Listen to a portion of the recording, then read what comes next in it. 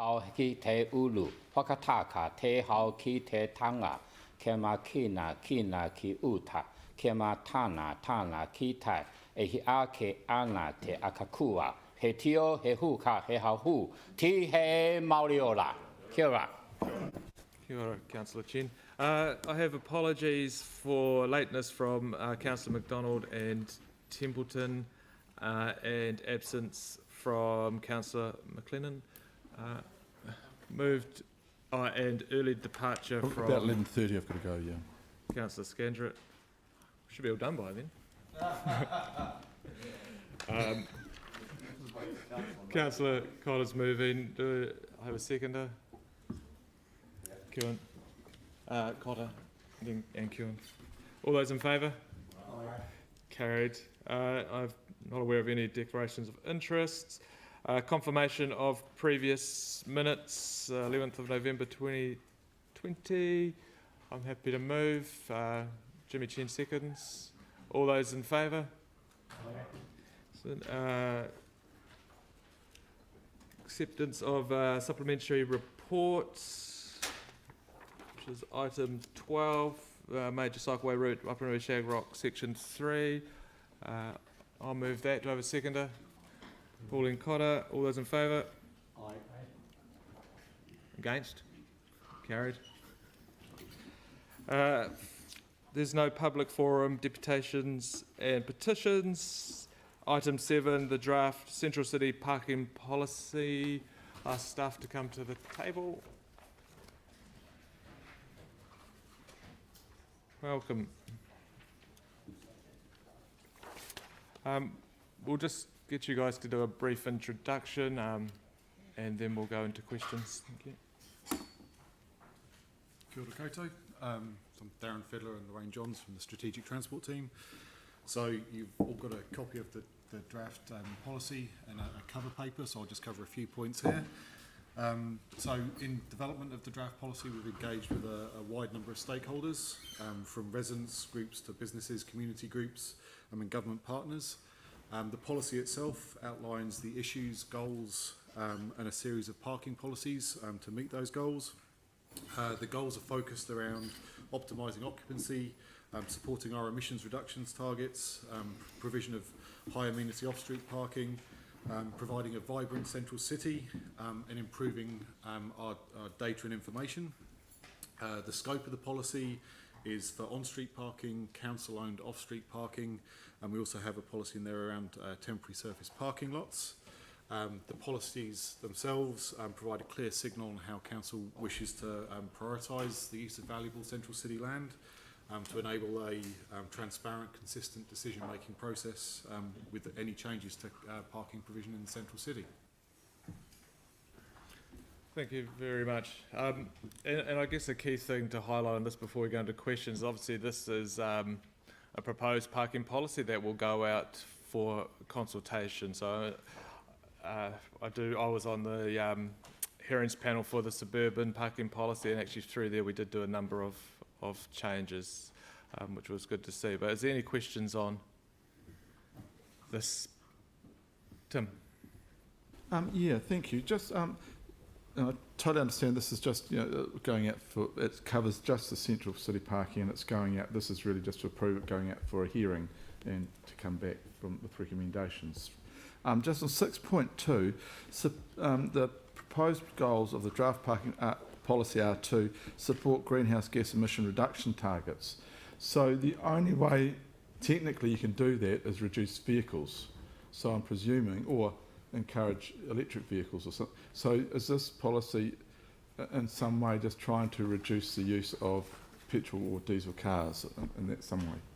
So a major focus of this is recognising that a large number of the costs of driving at the moment are externalised, so subsidised, whether that's by private businesses, councils, or just imposed on other users of the transport system. So part of this is incorporating the genuine cost, particularly with regards to off-street parking. It's enabling the market to do its thing. So if people still choose to drive and pay the full cost of it, there's still that free choice. But it's incorporating that cost into the system rather than at the moment it's externalised.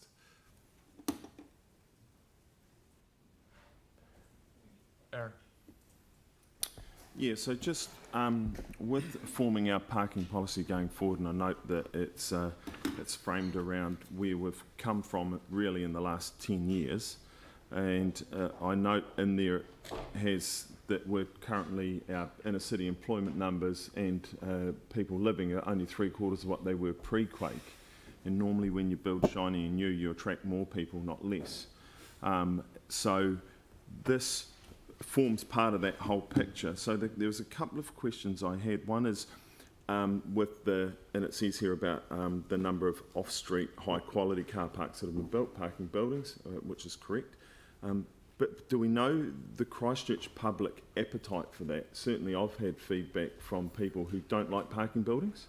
They have an almost an irrational fear of them. So their preference would be to not be in a parking building versus a parking building.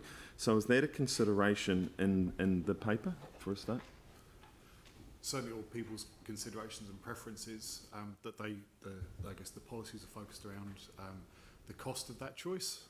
So there is with having surface parking lots, obviously they take up a lot of space. They a lower amenity, which pushes goods and services further and further apart. So yeah, there's always a trade-off. We could have, as malls do, hectares and hectares of parking, which isn't a particularly pleasant environment to be in. Central City is very different from a mall with regards to the 35,000 employees and growing, the growing number of residents that are coming into the Central City as well. It's providing that high amenity environment for them, and that's not very possible or it's very, very difficult if you have hectares and hectares of surface parking. So there's a trade-off there. Right, certainly the malls anecdotally look successful, but maybe they're not. And then 3.2.5, we do not have the capacity with current tools to enforce all on-street parking restrictions. What does that mean? Well, essentially, we've got, is it 5,000 parks with parking restrictions at the moment? Something like that, on-street parks. We've got a lot of parking restrictions throughout the city. Did you say 5,000 restrictions? So how many restricted parks there are. Oh, right, yeah. okay. I think we've got the data on that in our parking policy. But essentially, our enforcement team looks to monitor all car parks, but they couldn't, for example, monitor every single car park at the same time. So the resources have to be spread. So the point there is that you basically have to target your monitoring. So for example, if... To where problems are? Sorry? We'd go to where the problems are, that would be a hierarchy. So once someone has someone has overstayed, like a parking officer needs to go back for a P120 after 2 hours, and you get a ticket for overstaying for 2 hours. If a parking officer doesn't go back again an hour later, that ticket would just be for 2 hours.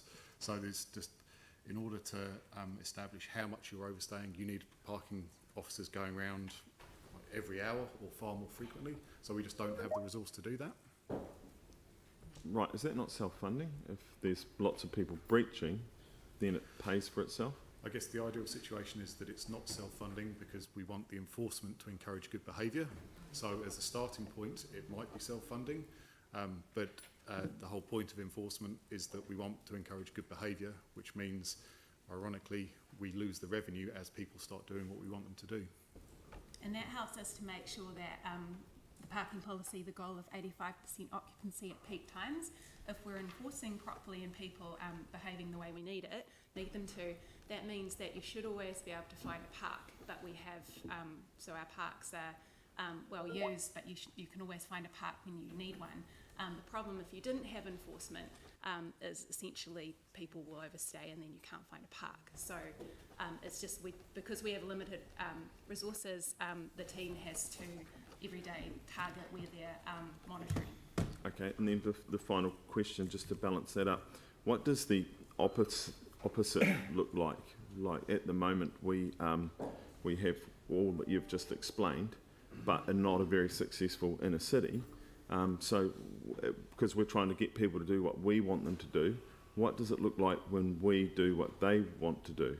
Have we considered that? So with regards to... That's what a shopping mall does. It kind of goes, people want to be able to all park here and it'd be really simple, and then I go and get my goods, and they falsely think that they're not walking far. They do. You walk a lot of distance once you're in the mall, but it's people think they've got close, whereas in the inner city they think the opposite. But So with regards to not being a very successful central city, we know that occupancy rates are down, we know employees are coming back, we know that consents are coming in for residential dwellings in the central city, so everything we're doing appears to be working.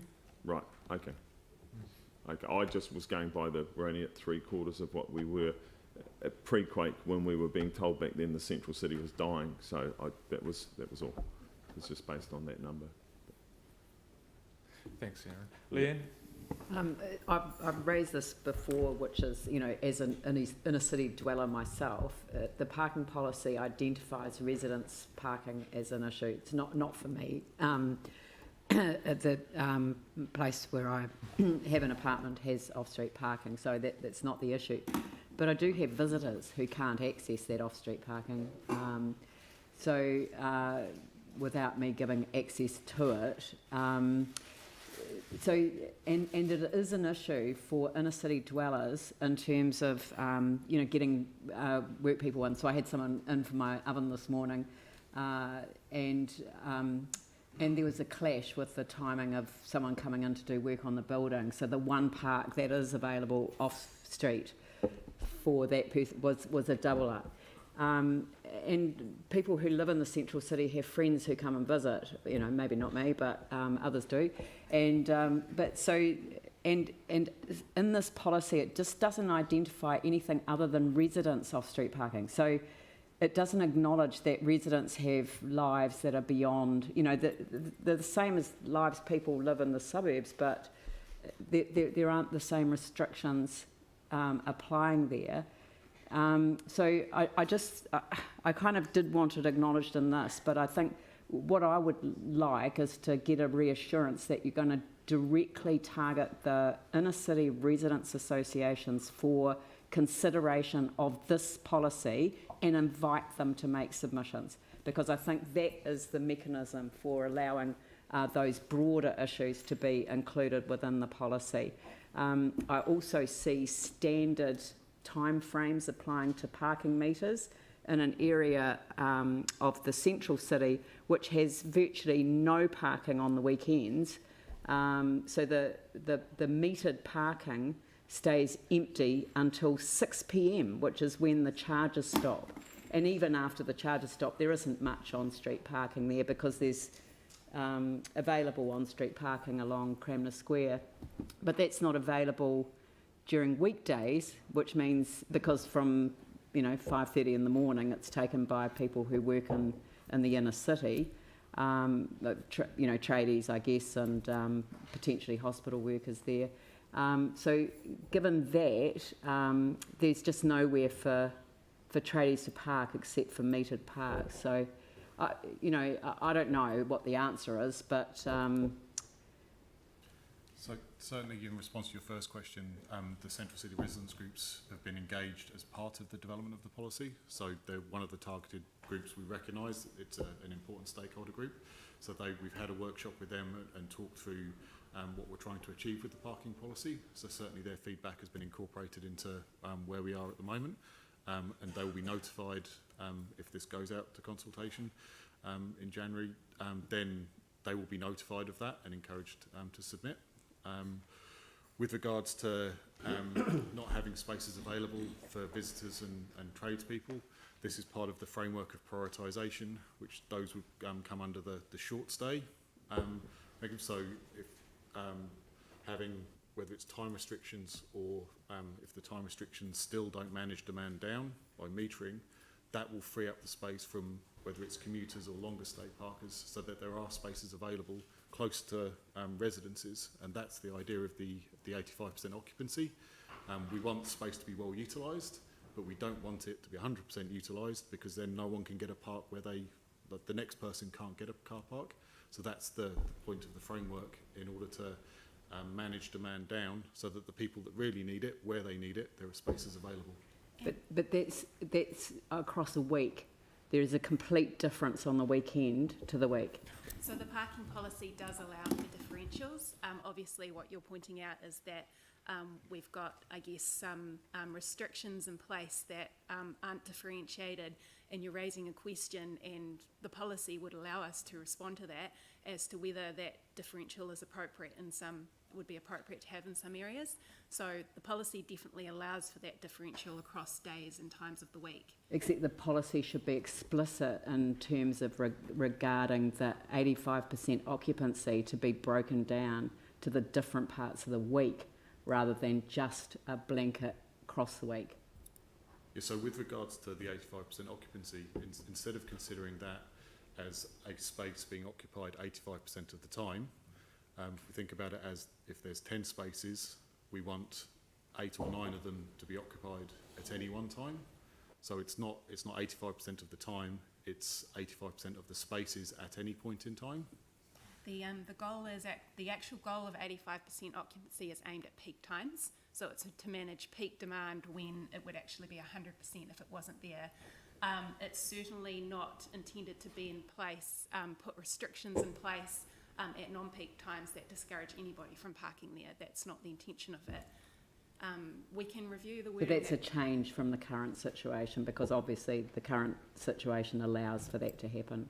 My reading of this policy is if it's actually the framework that will actually fix the issue around Armour Street, Cramner Square, where you've got one area that's 100% parked during the day, and then you've got metered car parking where there's absolutely no one parked. But I think this actually will create a framework that will actually allow that to be addressed.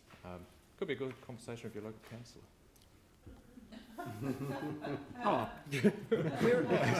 Where is he? I've seen everyone's hand, so I've got a list. Is that your? Yep. Excellent. James Goff. Thanks, Mike. Just a couple of questions from me. Well, when the paper quotes, I think it's on page 27, that there are 35,000 car parks in the central city, is that genuinely available car parks for the public, or does it include permanently leased spaces that the public can't access? So that's total car parks, which includes on-street, off-street, public and private. Okay. And those private car parks include a mix of, for example, Pack and Save in South City. They're for customer parking, so there's a mixture in there, and we've got that breakdown at a high level, and it's a continuous improvement process. I guess, okay, that's helpful. Following on from that, do you have the figures then? Because I think there's a bit of a difference between, you know, the likes of the Pack and Save or Countdown car parks versus Lane Neves car parks, you know, or something like that. Do you have any of those figures just to get for us to get a feel of that distinction? So as part of previous presentations, we've broken that down into the publicly available and private. We've got a continuous improvement program to break that down. I'm sure you can appreciate that, particularly with gravel lots and unmarked car parks, actually defining the number of car parking spaces at any individual point in time is very difficult. And depending on what kinds of vehicles are parking in those spaces, you can have 10 or 20% difference in the numbers of car parks. So we're working on that at the moment, and it's a continuous ongoing monitoring framework we've got for that. Yes. Just to return to your question, we don't have the breakdown, for example, for Pack and Save versus a private business that has basement parking. But what Darren has been working on with some of our other colleagues is trying to make sure we can spatially map car parks. So where I guess we're continuously looking at how we can get more granular data about what the parks are and where they are and how to classify them. Okay, that's helpful. I suppose that sort of answers my question, well, my next one, which was going to be, is it possible through the consultation to be able to differentiate those? But I appreciate it's challenging. Is there any way that it could sort of be referenced, or an attempt could be made to perhaps even provide a flavour of what that breakdown is, or would it just be too difficult? It's at the moment we have a large amount of parking information available on our website with regards to metered parking and restricted parking. Then it's possible, but depending on what the breakdown needs to look like, we're working on this data for internal purposes so that we have a good understanding of the different kinds of car parks and whether at any point in time, because obviously it does change from day to day, week to week, but certainly we can make as much of that publicly available as possible, certainly. That would be great. Certainly if an effort could be made to inform that consultation, I think that would be useful. Next question is, in the prioritisation schedule, I think it's policy 1 on page 34, does taxi and special vehicle parking allow for ride-sharing vehicles such as Uber? So could you repeat the question? In the prioritisation schedule, which is policy 1 on page 34, does taxi and special vehicle parking allow for ride-sharing vehicles such as Uber? We have a specific ride-share policy, so they are not the same thing as what we're looking at with taxi and special passenger vehicle parking, because you're looking more at Uber there. We do have a policy later which talks about basically if you're looking at allocating parking for something that we've got a specific policy on, you should be using that policy, and we do have a car share policy. Okay, but we've also got like cycle policies and everything like that. Would it not make sense to have ride sharing, given that it's probably, I don't know the stats, but dare I say, could even be more popular than taxis nowadays, actually like given a heading in the prioritisation schedule, because right now they're not even mentioned. We can certainly, I assume that taxi would have also included ride sharing, so I'm just a little bit concerned that it doesn't. Aren't they different things? You're talking about Uber, Well, Uber, aren't you? Pretty much. Which well, there are other companies other than Uber, but yeah, you know what I mean. But not like the car share where you actually have a car parked on the road, which I think. I mean like a taxi. like when we say short-term accommodation, we say Airbnb, but there are other platforms. So I mean Uber and the like. Yeah.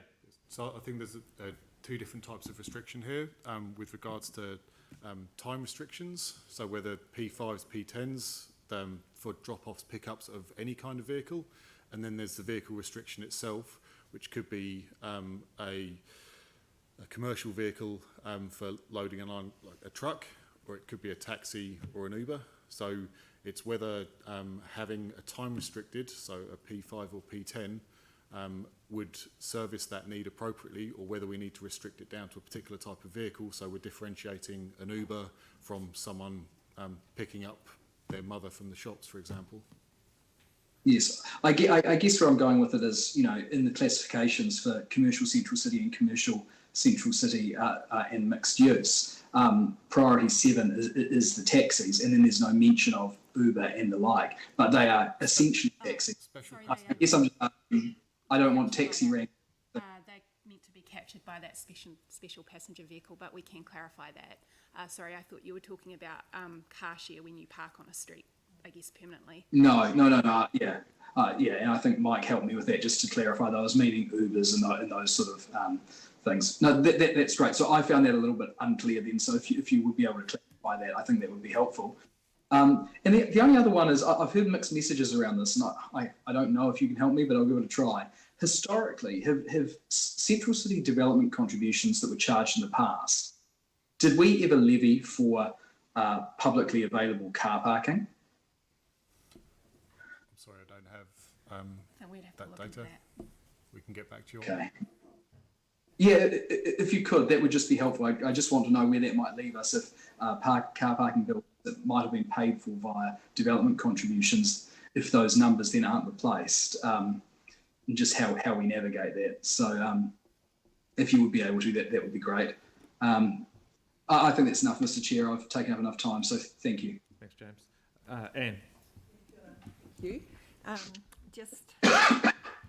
You said something about this incorporates the genuine cost of parking. It would be interesting to know, do you know how much a car park in Hereford Street actually costs the city in terms of holding that space, or is that something that you could find out for us? I think it would be interesting to know. So there's a broad range of data with regards to the land value, which obviously changes over time, and then the construction value, but certainly numbers that we've been quoted coming up in discussion for a parking building. It's around $70,000 to provide a car parking space, which is consistent with international data on parking provision. Also, so $70,000 to produce a space. So if you had a piece of real estate which is worth $70,000, you can kind of equate that back to what you would want to receive in annual rent or of the space. But this is shifting across to parking and vehicle storage as a use of land rather than part of the transport network. Okay. You asked about on-street parking, and I guess one of our measures for that is if you've got, if you look at the revenue from, we have not a huge number of metered car parks, I think it's about 1,300 spaces, and you can look at the revenue to determine essentially the value that people are placing on the space in terms of choosing to park there. So I guess you can have different measures for what the exact value of that space is. Darren's given you the figure for the park in a public car parking building, private car parking building, but there's also that idea that you could also look at metered revenue, and particularly once you're right in the central city, that would be more expensive. I think you've got some. Yeah, so we have the, not to hand, but we have the numbers for the revenue that each metre generates, which is a good signal of the value that people place on that space. Okay. So I guess the question is, does what people give in terms of pay for that, does it cover the costs that the city actually incurs because of that space? It's very difficult to measure the cost because it's not just the value of the real estate. There's safety costs, there's congestion costs, there's health and emissions, etc. So there's lots of international literature on that, but breaking it down to an individual space, it's highly variable. Thank you. And just one other question in terms of this policy doesn't apply to park and ride or car sharing. Where would we find, is there a policy that the council has about those two things, park and ride and also car sharing? We do have a policy on car sharing, so I think I think we mention other types of, I guess, modes or other types of vehicles. I can't remember which policy number it is, but it suggests we've got an electric vehicle policy and we've got a car share policy. So as I mentioned before, where a policy like that is in place, it's meant to be supplementary to this parking policy, so it's not excluded by it. We just haven't replicated the policy in the parking policy. And with regards to park and ride, the coverage of this is within the 4 avenues, so there would be no park and rides within the 4 avenues. Park and rides will affect how many cars come into the central city. So that's the whole idea of having people not bringing their cars in will affect the parking and all sorts of things. So it sort of seems like it's connected. So, yeah. So, and there's... It's mentioned in the suburban parking policy in the same kind of section where we refer to the car share policy here. This suburban parking policy refers to park and ride. Right, okay. So that's where I find that. You would find it, yeah. Thank you. Andrew. Thank you. Relating to policy 7 on page 41, I think probably because the title of this section seems a little bit misleading compared to the content, there's been some suggestion that this means that we're going to exit providing off-street parking, whereas when you read the text, it actually reiterates our existing commitments. And this policy really relates to council not generally providing additional off-street parking. So first of all, just to confirm that my reading of it is the case, and to make a suggestion that we might change the wording of the title to include that word additional, because otherwise I think in consultation we may get a reaction that is unjustified because of the title versus the wording.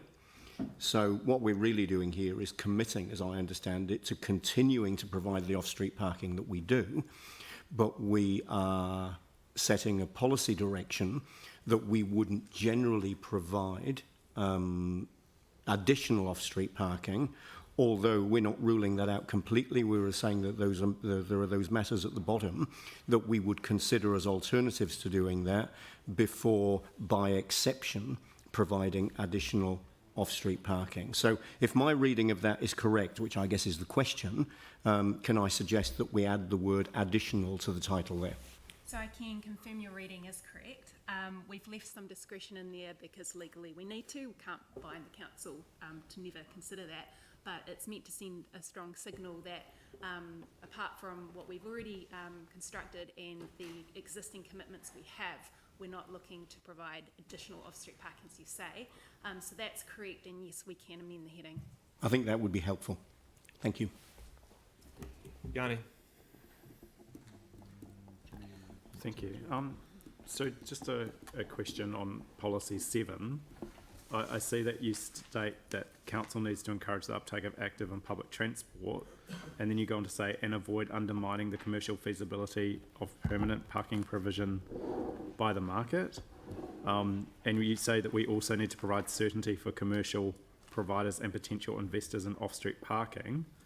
I'm just wondering, like, what analysis you've done of the impact of council leaving it to the private sector in terms of the social impact on people in terms of car parking charges and car parking penalties. Well, we wouldn't be completely leaving it to the private sector, because we do actually have 2 buildings at the moment, and probably the bigger issue for those major car parking buildings is the fact that we've got a lot of cheap surface car parking, which offers early bird rate to commuters. So we spoke to those car parking building providers as part of our targeted engagement.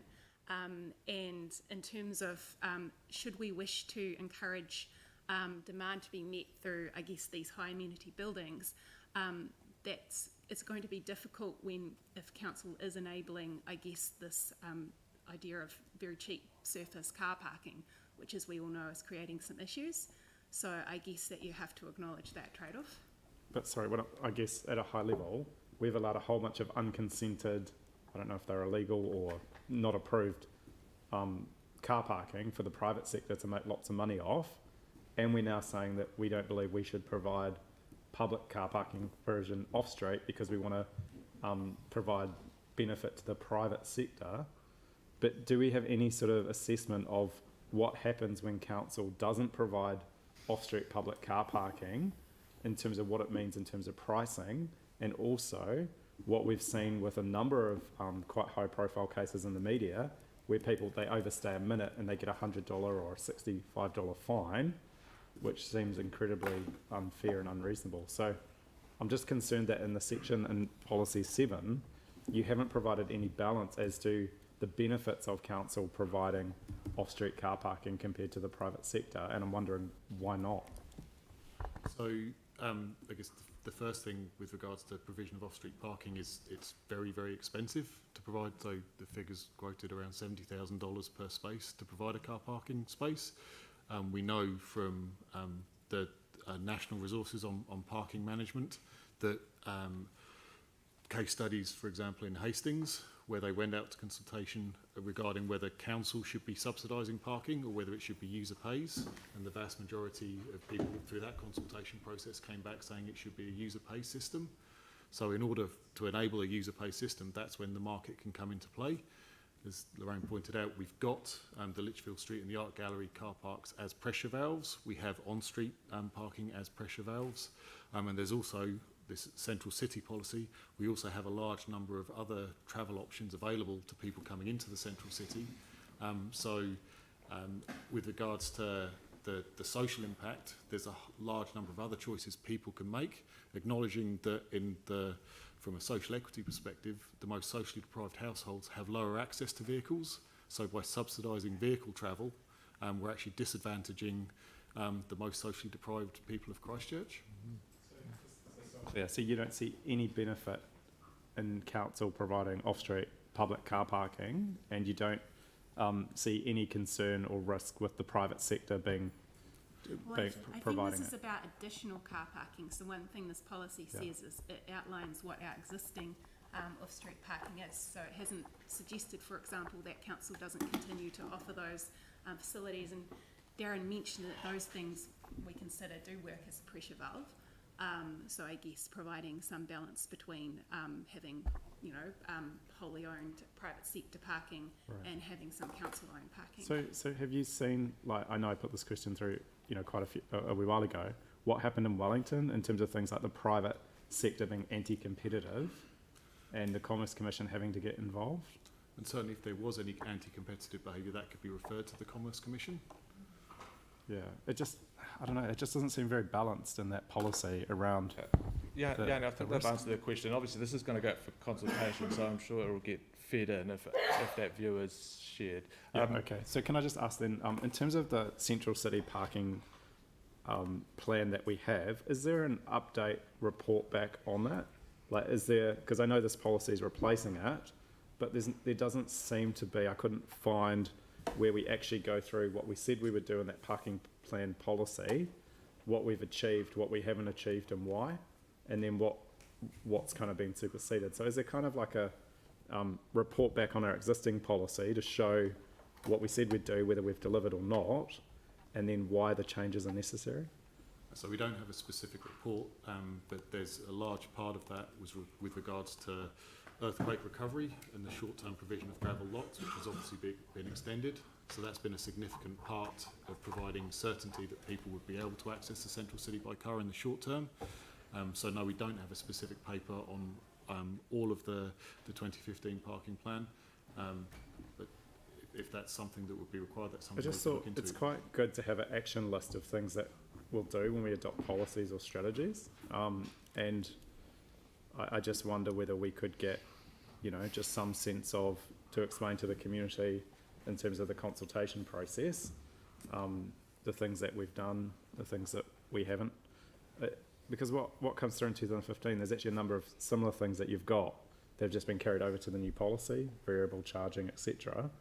But there's also things like, making parking information available, which I know we've done a lot of work on. So, yeah, I think it would be quite useful for people to see what's been done and what's still outstanding, and how this new policy will be changed as a result. The only other thing I was going to get into, I know you've kind of said that it's more operational, but there is kind of discussion in here about the value of space and using technology around parking. So I just don't quite know when we have a discussion about the new ways of technology and how we use that for variable pricing in terms of demand, but also I guess the issue of the cost of technology in terms of parking. So, is there anything that we are considering that would mean that we would have greater control over the value of space? Because one of the things that you put in here, value of space may be measured from metre revenue, but actually if these private companies that we're contracting with are making a huge fortune from it, why wouldn't we want that to come either back to the city or reduce that cost? And that would be something from a procurement policy for the providers we use, so it's not something that we would cover in this policy.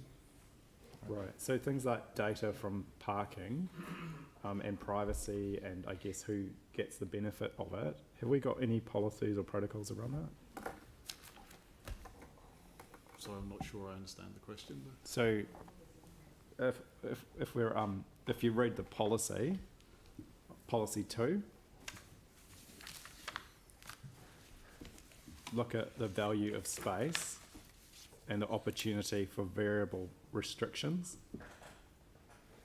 Really what I'm trying to understand is what are we doing to ensure that, we can look at that in terms of technology, and how do we have a framework for assessing how that technology is used in terms of privacy and cost? I just think that would be part of our operational framework and our procurement approach. Right. Thanks, Yanni. Mel? Jimmy?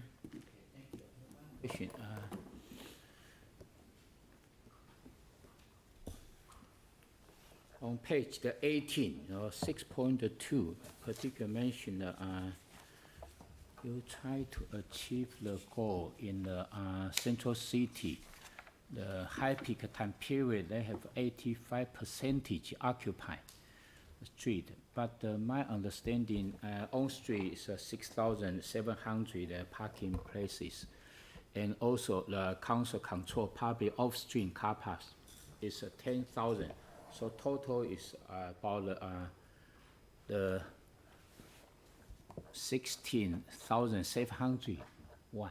So how to handle or control the rest of the 18,000 off-street parking places, private one?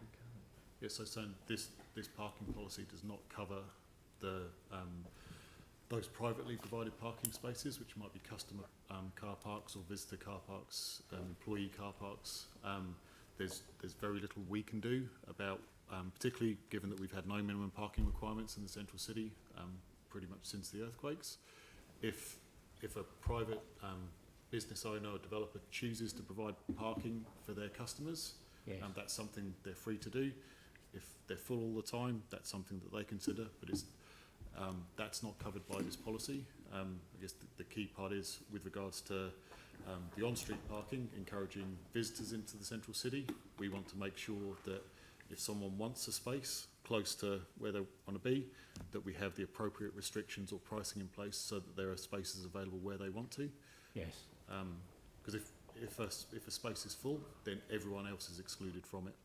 Some businesses are increasingly looking at shared parking models. So the casino is one business that does that, where they actually share the space with other businesses during the day. Yes. While we can't control that, the policy does note that we could have potential role in facilitating that kind of, I guess, shared behaviour. When we do that, it doesn't specify, but it just acknowledges we could potentially have a role in that. And Victoria Street's a good example of that, where you have some businesses during the day will have their employee car parking, and then then those car parks are closed off in the evening, where you have people coming in for hospitality. So there are opportunities there to join businesses together, so that the peak demands arrive at different times. So we can have an overall lower supply of parking, but still provide the same value and opportunity for the different user groups throughout the day and throughout the week. Okay, yeah. Sorry, last question, so sorry. Second, the kind of goal is support greenhouse gas emission reduction target. I'm not sure what kind of support, what kind of tech action can achieve this one, particularly whether it's Tim asked that question aligned. right at the very start. Yeah. Tim's already asked that question right at the very start about the greenhouse gases. Okay. Tim? Yeah, sorry, just following on from your comment with regards to the casino, that seems a kind of a sensible thing to do. They're sharing their car park with the community. Why would we want to kind of, you're saying that we would want to try and encourage others to do that, which seems the logical thing, rather than kind of control it if it's happening organically? We couldn't control it. So the parking policy just sets out some of our roles. So obviously we own car parks. We're involved in the regulation of them and compliance and monitoring of our on-street car parks, and then it just notes that potentially we might have a facilitation role. It doesn't suggest we should be controlling them, but it might be that there was something positive we could do to, I guess, enable or encourage smart sharing car parks, but definitely not to control. Good. Okay, thank you. Page 37, just give me, what's happening? I love technology. Sorry, give me 2 seconds. Mobility, I guess we just, in the area that we've got because with Te Pai, we actually mentioned somewhere with regards to working with the government with regards to the Metro Sports, all those things, and Te Pai is one. And in that area between Gloucester and Armour on Colombo, we've got the arts precinct, so that's going to have shortly or one day have the court theatre there, etc.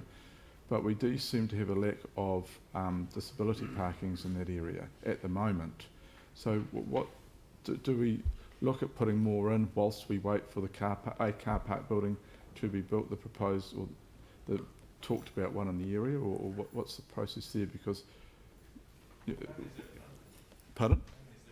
Well, at the moment, what we looked at this morning with regards to Te Pai, we've got one on Colombo Street. Well, There's quite a few. So the policy certainly enables that. Yep. And with regards to with limited street space, it's balancing off the demand for mobility parks. Also recognising that when you look at the demand and the alternatives available, having another mobility park 3 blocks away obviously isn't a lot of use.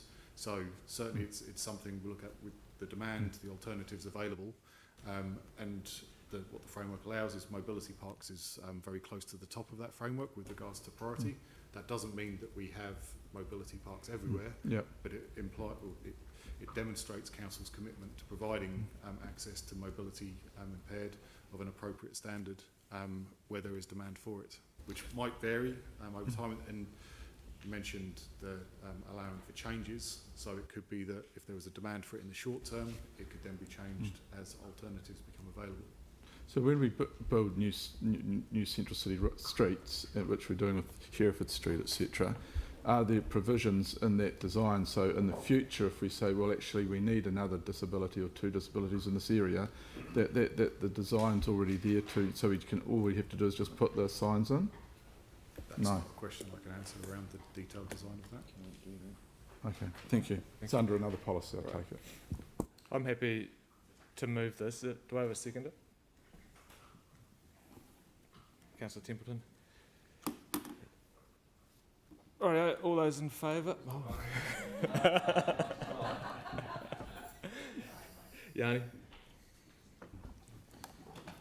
Just want to bring council's attention to policy 10, support and adopt advances in parking management technology. Technologies make parking more customer friendly, reduce operating costs, enhance data collection and monitoring, and it just has a blanket statement that will support and adopt advances in parking management technology where possible. And yet, despite this being a policy, we've got very little detail about what's actually going to be done in that regard. But what we do know is that things like access to data has a huge benefit to some. We've seen cases in other parts of New Zealand where parking apps are directly linked to enforcement, which mean that people have had, I think, unfairly being able to be targeted without knowing where that data is going. So, you know, I think we do need to actually think much more clearly about what the implications are of using these technologies and what the public benefit to us and to our citizens is versus to the private operators. I'm really concerned that policy 7 that we're adopting doesn't have fair balance in terms of the private sector. I note that Wilson's car parking has made, in 12 months to the end of June 2018, had a combined revenue of Hong Kong 85.644 billion, which is $16.26 billion of revenue coming in for the off-street and car parking and all the other things that they do. And in New Zealand, Kiwi Motors paid 121 million to parking in terms of fines to Wilson parking. So, and for parking revenue. So, you know, the idea that we would somehow leave it to the private sector and that is a fair approach, I fundamentally disagree with. There's numerous examples of where residents of our city are being charged excessively and not reasonably for the breaches of parking in private sector. I'd much rather see council providing off-street car parking. I think the idea that we look to limit the number of on-street parking to get better amenity is important, but we should balance that out by providing off-street parking. Clearly it generates revenue, and I think we should continue to go down that line. So I'm not going to support this policy.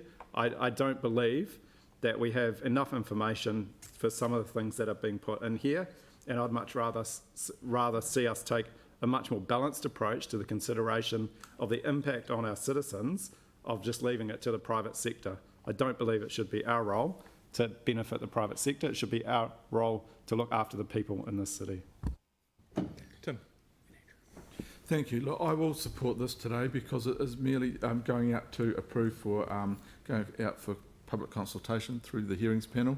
So I think that's going to be a really good thing. I do hope the public take on board that it is happening and they do make their voice heard.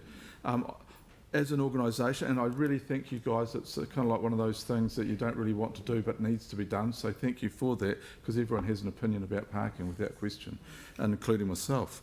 But I do think our policies and we need to get an understanding of how our policies link and to talk with those different groups of staff who are driving those policies in the same room, because at the moment, for me personally, I do think there's disconnect.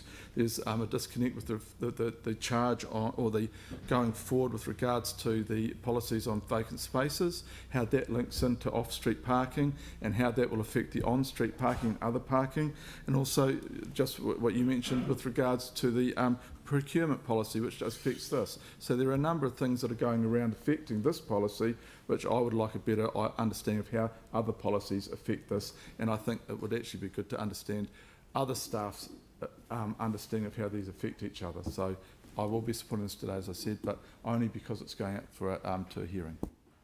Leanne.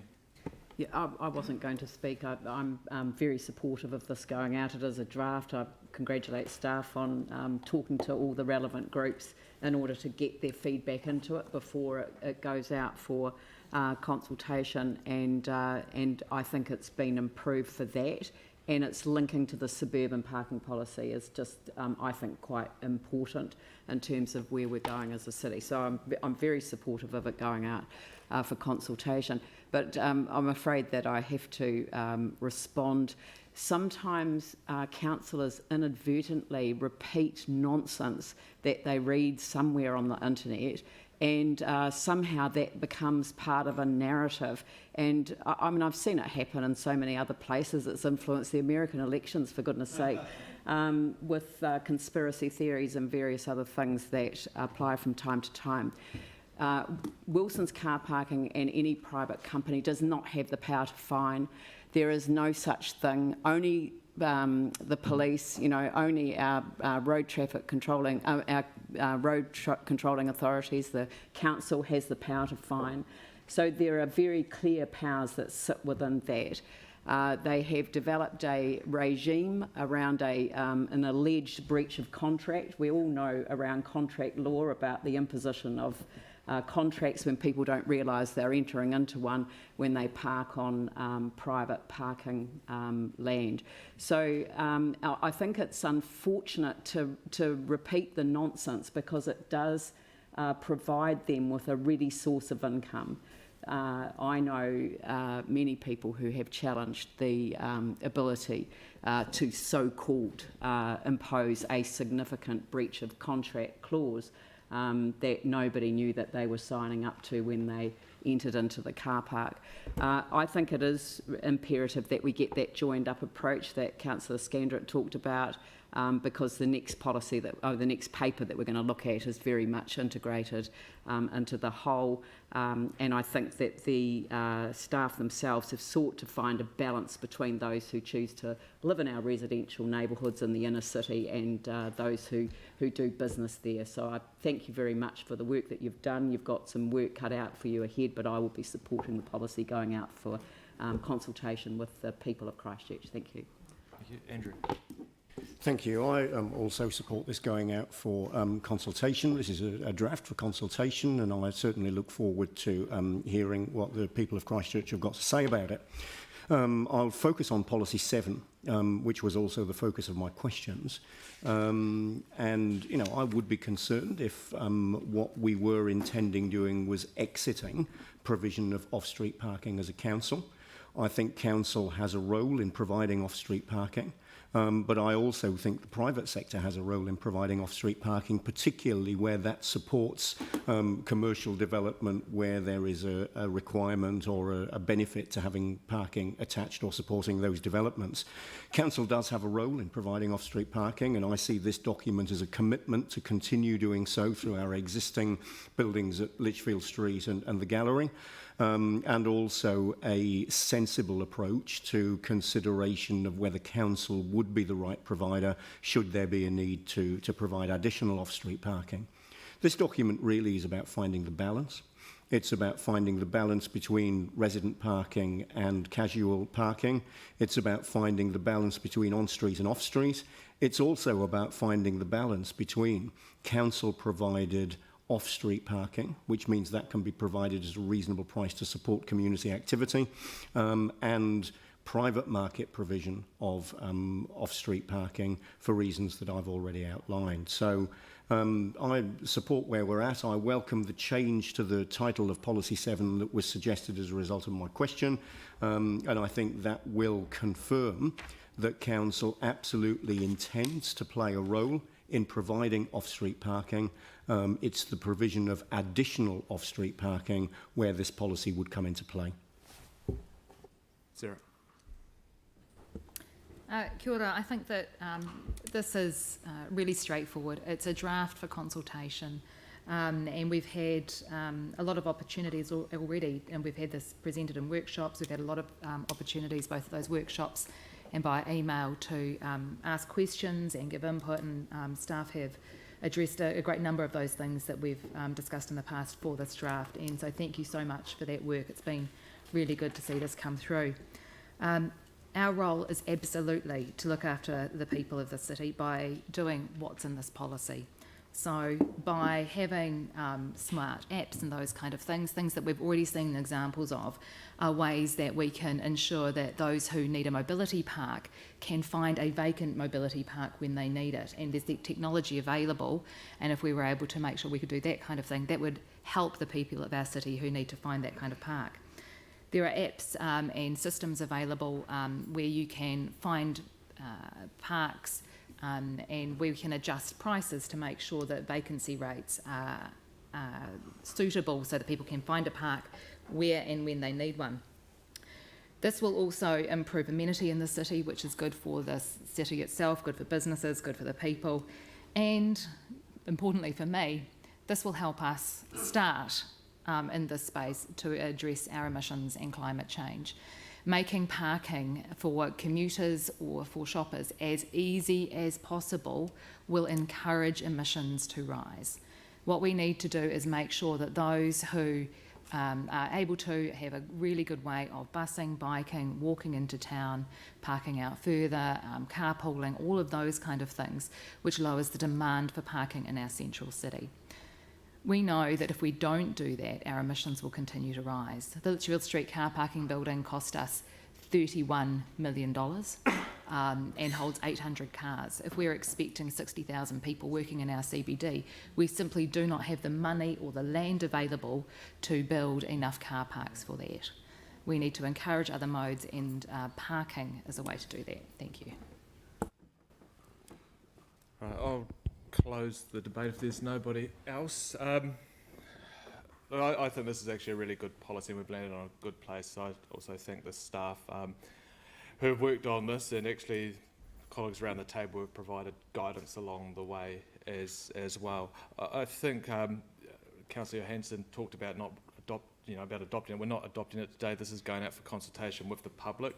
We did see through the suburban car parking policy that actually there was a number of changes made through that process. And the guts of it, really talking about 7,000, nearly 7,000 on-street car parks that the council operate and maintain. A huge majority of them actually free.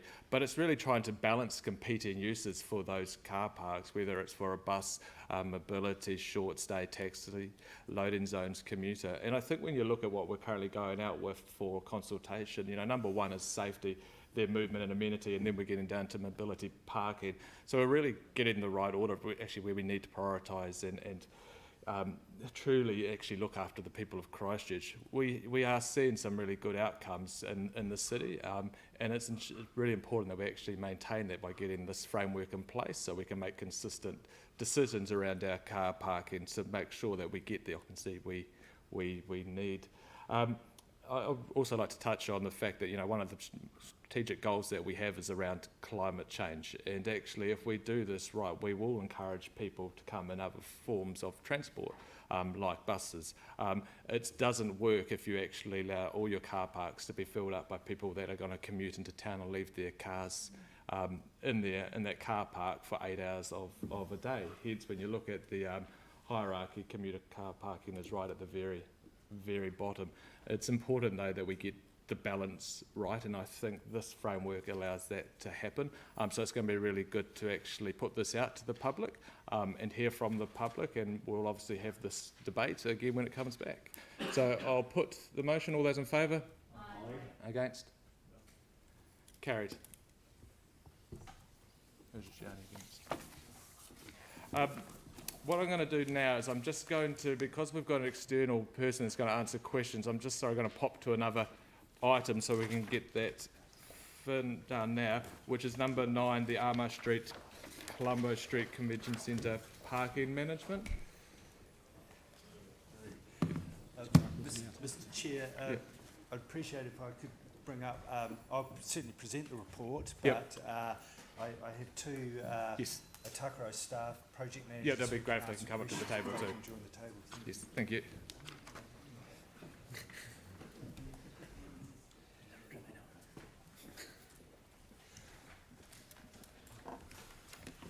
So, Mr. Chair, members of the committee, this report is about two frontages to Te Pai, the convention centre. It's mainly relating to the Armour Street frontage and the Colombo Street frontage. In addition to that is just a small change proposed on which has been requested on the northern side of Armour Street, and I understand that the Mayor was involved with the opening of a refurbished Ice Cream cart on the weekend. Perhaps if I could just quickly talk about that for a start. The current situation is that the park is reserved for the ice cream van during the day, essentially, but overnight it's supposed to be a short-term park. The issue that the new owner has, who's invested quite a bit, I understand, in a complete new ice cream van, is that he needs to bring ice cream to the site very early in the morning, and he needs to have the refrigeration operating so he can do that. And talking to Atakaro staff as well, we don't see any problem with that, his site being a 24/7 for the Heritage ice cream van. It has the side benefits of not having to try and manoeuvre the van in and out of the park each day, which would be quite problematic. So that's one part of the officer recommendation to you. Now, the main part is the two frontages to Te Pai, being Armour and Colombo. The purposes of this, and I certainly acknowledge the conversation on the parking policy and comments made. As you know, we can't provide on-street parking for all customers of the future Te Pai events. What the proposal is essentially is to provide short-term and servicing requirements, particularly for tour coaches, short-term drop-off pickup, an accessibility park, or mobility park with accessibility, which is two distinct issues, as well as a loading zone. We are providing 5 standard P60 metered parks as well. So happy to take any questions on this. Thank you, Aaron. Yeah, so got a couple. First one is on the mobility car park on Colombo Street. I see there's a gap behind it. Is that where there's a cut down in the gutter? Yes, I believe so. That's, as I mentioned, we have mobility parks and then we also have accessible parks. And our current standard is now that we attempt to put, wherever possible, the cut down at the back of the park.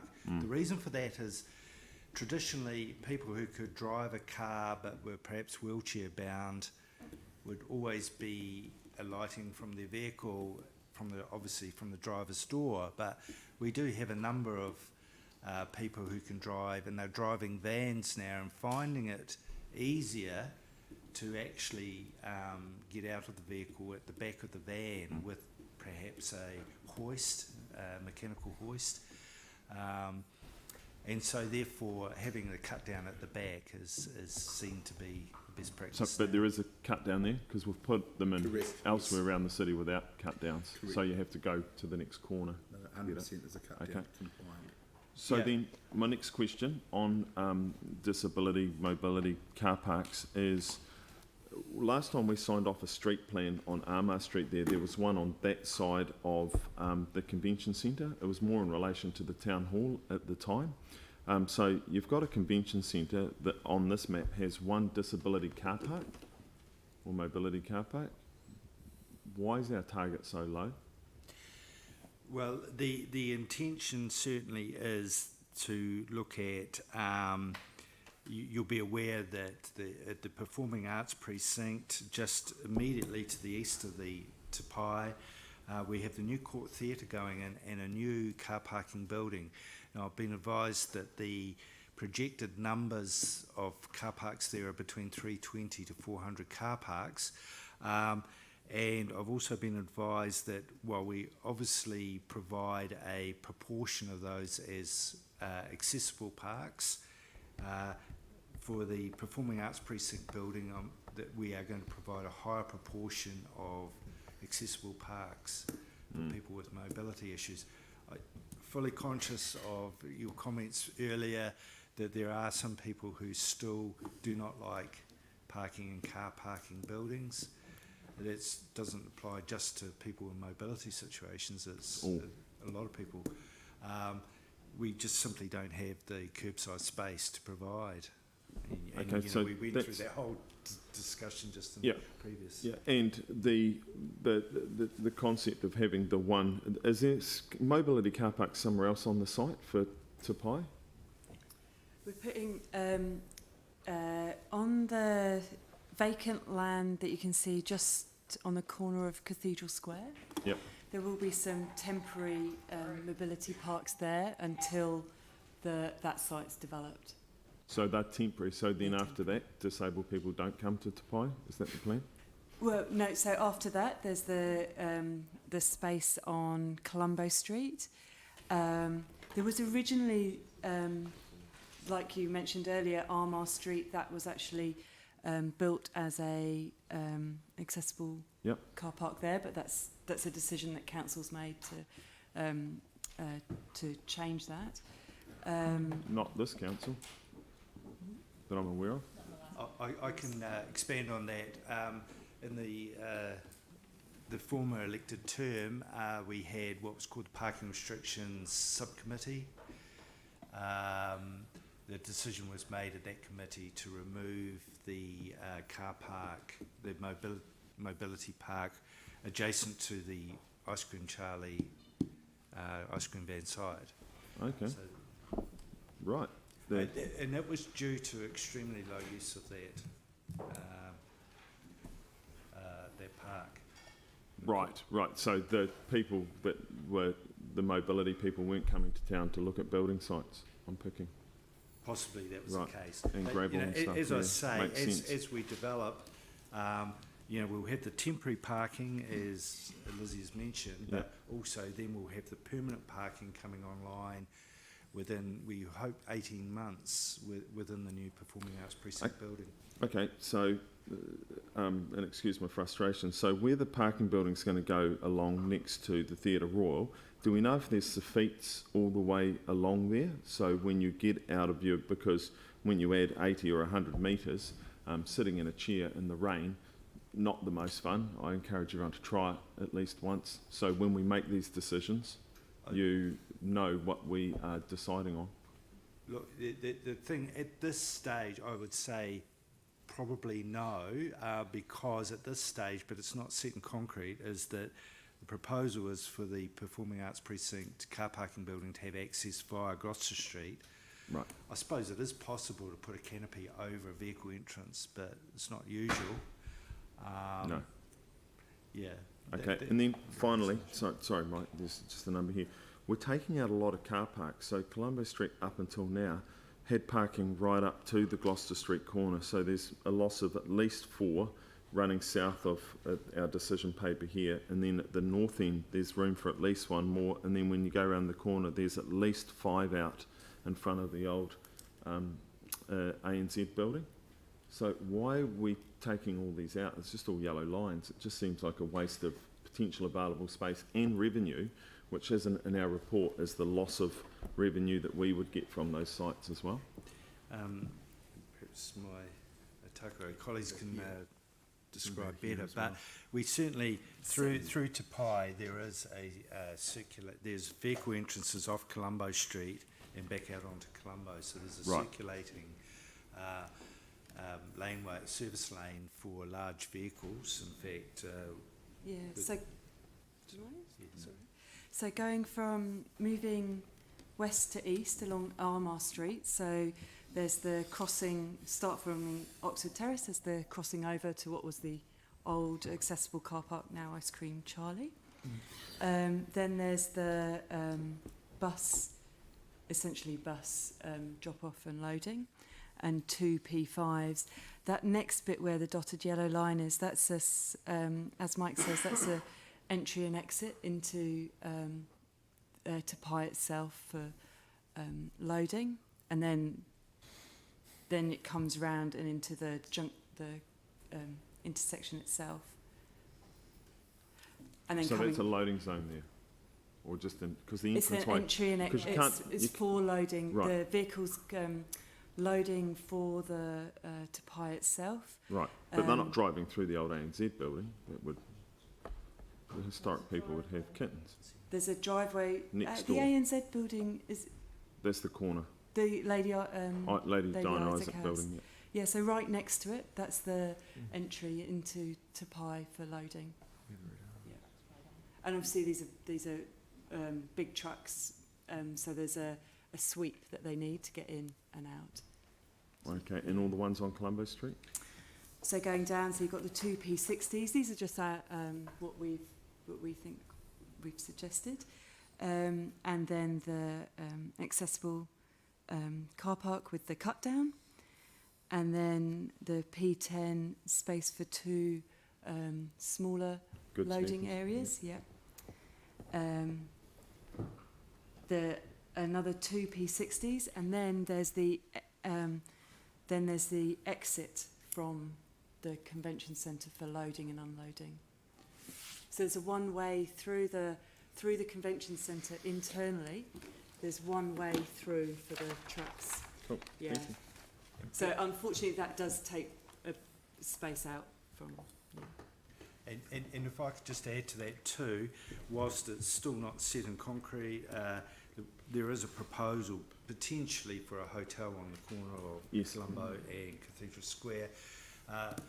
Once again, it's not set in concrete, but I have seen plans. What's the terminology? Port cachere or something. You know, we have a drive-in, drive-out entrance. So for tour coaches to come in and out there, as well as coming out of Te Pai itself. So it doesn't actually lend itself well for additional car parking in that area. Right. Well. Yep. Mel. With the those P60 parks, so who is envisaged will park there? Because it wouldn't be someone going to a conference all day. So what's sort of the intention? I mean, and I'm not meaning to say I want them permanent. I'm just asking. Yeah. So I mean, any member of the public in general coming to the Performing Arts Precinct or this area, but conceivably along here. So this is the admin building of the convention centre on this side. So there might be conference organisers coming into the admin building, doing their bookings, things like that. And there's also a couple of retail units on the ground floor of that building. And so there would be retail customers as well might use them. Okay. Yeah. So for the mobility park though, if that was for I mean, I would envisage that would be for someone who was going to a conference there, and they would probably want to pay parking for longer than 60 minutes. So is there any ability to lengthen the time for the mobility park? Absolutely. The the practice at the moment by our parking compliance is that they give double the time, up to 2 hours. You know, if it's a P120, they give that. P120 is the time that they can park. If it's a P60 mobility park, they're given double the time. And generally, people with a mobility permit know of this. My understanding that's not quite correct. My understanding is actually if it's a standard car park, they get it doubled. But if it's a mobility car park, it's actual time on the mobility car park. That's why most of them around the town are double the actual standard car park that's beside it. So Mel's right, like when you look at that one, it should be a 120 because the standard car parks are 60s. Well, my apologies for that. That was my That's just my understanding. I will certainly double check that. Yeah. But we certainly, it could be very easily changed in the recommendation to say rather than 60 minutes to make that. Yeah, I think it should be 120. In a further question, because of the fact that other, there's not much parking for mobility, I actually think there should be. I would prefer there were 2. Would there be those parks are longer than a normal park? So is there room to have 2 of them there rather than get rid of one of the other P60s for ordinary parking? Yeah, well, anything's possible. It was just that, as Lizzie said, the idea of the P60s was for other persons like visiting retail or coming in from the administrative side of Te Pai to provide a balanced parking. We would just suggest that to provide mobility parking just simply to provide it rather than based on need is not usually good. What we could do is come back to you if we had a demonstrated need that there was a significant demand there, that would be a very easy process to have approval through this committee to change those parks. So how would the need be demonstrated? Because I would have thought it would be easier to do it the other way, where you had 2 parks there and one's empty all the time. Whereas if one's always full, people are going to be going somewhere else. I think, Mel, though, you've got to look a little bit further than just those 2 streets. So if you look at Gloucester, Colombo, outside the Tauranga, there's 4 disability car parks there as well. So sort of looking at what's happening on the other side of Colombo Street. So it's trying to get an area slightly bigger than just that one street. Staff do take a holistic view, so they pretty well know. I'm just questioning. Through you, Mr. Chair, to the committee, if I can just say too, because one question was asked in this previous item about the technical design of these, and it gets difficult for us to design the full perfect mobility park in where we've got a standard width footpath. For example, to have the cut down with the appropriate gradient for a wheelchair to get back onto the footpath can be quite problematic if we're making a further wide indent into the footpath, then having to gradient. There can be difficulties with that. So yeah, we prefer to provide on demand where we can, and we certainly are. Councillor Kewen will recall with the town hall when you mentioned that we're just about to implement finally with getting roadworks completed on Colombo Street around the Kilmore Street. We'll be putting in mobility parks there as well, and they will be wider and longer and have the accessibility. Leanne. I guess this highlights one of the issues around engagement over the design features. Because it's a convention centre, we certainly did feedback very early on in the design process that there needed to be on-site parking for people with disabilities. Because it's not just people in wheelchairs, it's people who have, challenges, walking long distances, and actually the car park building will be a long distance for some. So, and if you have conferences, then it's really important to cater for people who will find it challenging to get on site. But leaving that aside, let me focus on the buses and the shuttles that you've got there highlighted for P30 and the loading zones, which are loading zones 24/7, even though the demand is never going to be 24/7. So it's going to be focused on particular times of the day and particular days of the week more than others. And I know that where we've got taxi zones in town that are available for parking during the day but available for taxis during the night, it's a really good use of the space if we think of spaces. And I would hate to see people not going to Ice Cream Charlie, if we're very supportive of the proposal there, if the four car parks, or actually potentially the 6 car park or 7 car parks that sit there, 2, 4, 6 car parks that sit there, assuming that the one bus is the equivalent of 2 car parks, then it's such a shame that they can't stop off and buy an ice cream and consume that and then move on if they're travelling into town by car. We were told at the time that the convention centre was being designed that people would be dropped off in buses at the front door, and that the flow would be across that shared pathway, which is why we spent considerable sums, I think the government did, in terms of the strengthening of the Gloucester Street Bridge. So, and the Gloucester Street Bridge would not have needed to be strengthened to that standard if it weren't for the buses. So I cannot understand why you want to claim P30 for 2 bus stops that can't be used any other time by anyone else, and 2 loading zones that can only be used for service vehicles on Armour Street, and then the P10s, the 2 P10s on the other side, only available for that short term, but only for particular types of vehicles. Even if it was a P10 for the ability to go across to the Court Theatre and buy some tickets or whatever, different. I think,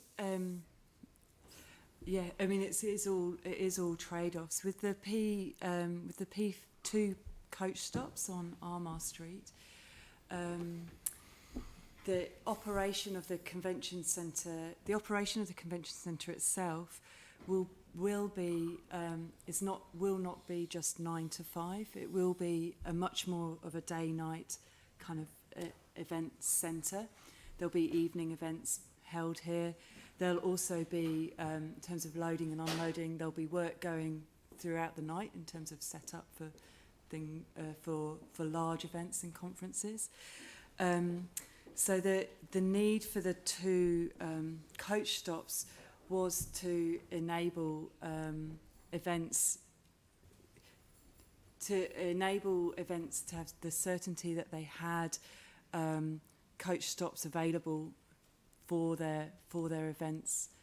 Yeah. So this is, as a shared zone, the coaches could only do up to a 5-minute drop-off pickup, so they wouldn't be able to wait for the people to get on. Why not? So a shared zone doesn't. The rules, I might be using the wrong term, Mike, sorry. You're looking very nervous. The rules of a shared zone only enable up to 5 minutes of stopping. What if those rules were able to be addressed? You know, it does seem to me that, I mean, this is a significant imposition this paper deals with 2 things. Ice Cream Charlie on one side of the road and the inability to use any parking space on Armour Street to support that business.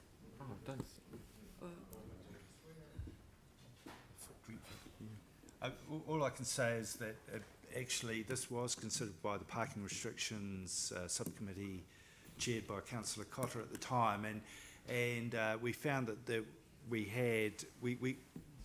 outcome of that was to create short-term parking right beside the Ice Cream Charlie, you know, really, there's 2 car parks simply there, 5-minute parks for people wishing to pull up and drive in, purchase an ice cream. I don't recall dealing with the coaches on this side though. No, we didn't you were talking about the other side. Yeah, at the time. But what we're saying here, Michael, is that this suggestion leaves the south side of Armour Street vacant most of the time and no one able to park there. Well, yeah, as Lizzie just said, the idea of the coach stops is that there will be coaches coming and going day and night. But why can't they come over the Gloucester Street Bridge? I keep calling it the Gloucester Street Bridge, and wait up there if they need to be filling up at night. I mean, if it's a nighttime function, it'll be 10 o'clock and then 11 o'clock and then midnight. You know, like it's not going to be a major disruption to have them just sitting there. But you're going to take these car parks for the whole of the time. I mean, I'm just it is an issue that I feel has not been thought through. Maybe just the technical detail of it is we all know that the Open River Promenade goes from north to south. So when you talk about Gloucester, coaches cannot do a left hand, it's a no left hand turn there, but coaches will be when the Ridges Hotel site. In that design there are 2 coach stops in front of that in that design. So coaches could come across, this is for servicing hotels and alike, and do a right hand off Gloucester and start going down Oxford Terrace in terms of, and they, so you were mentioning before coaches coming in off Gloucester. So you cannot do a left hand turn and go up Oxford Terrace when you come across Gloucester.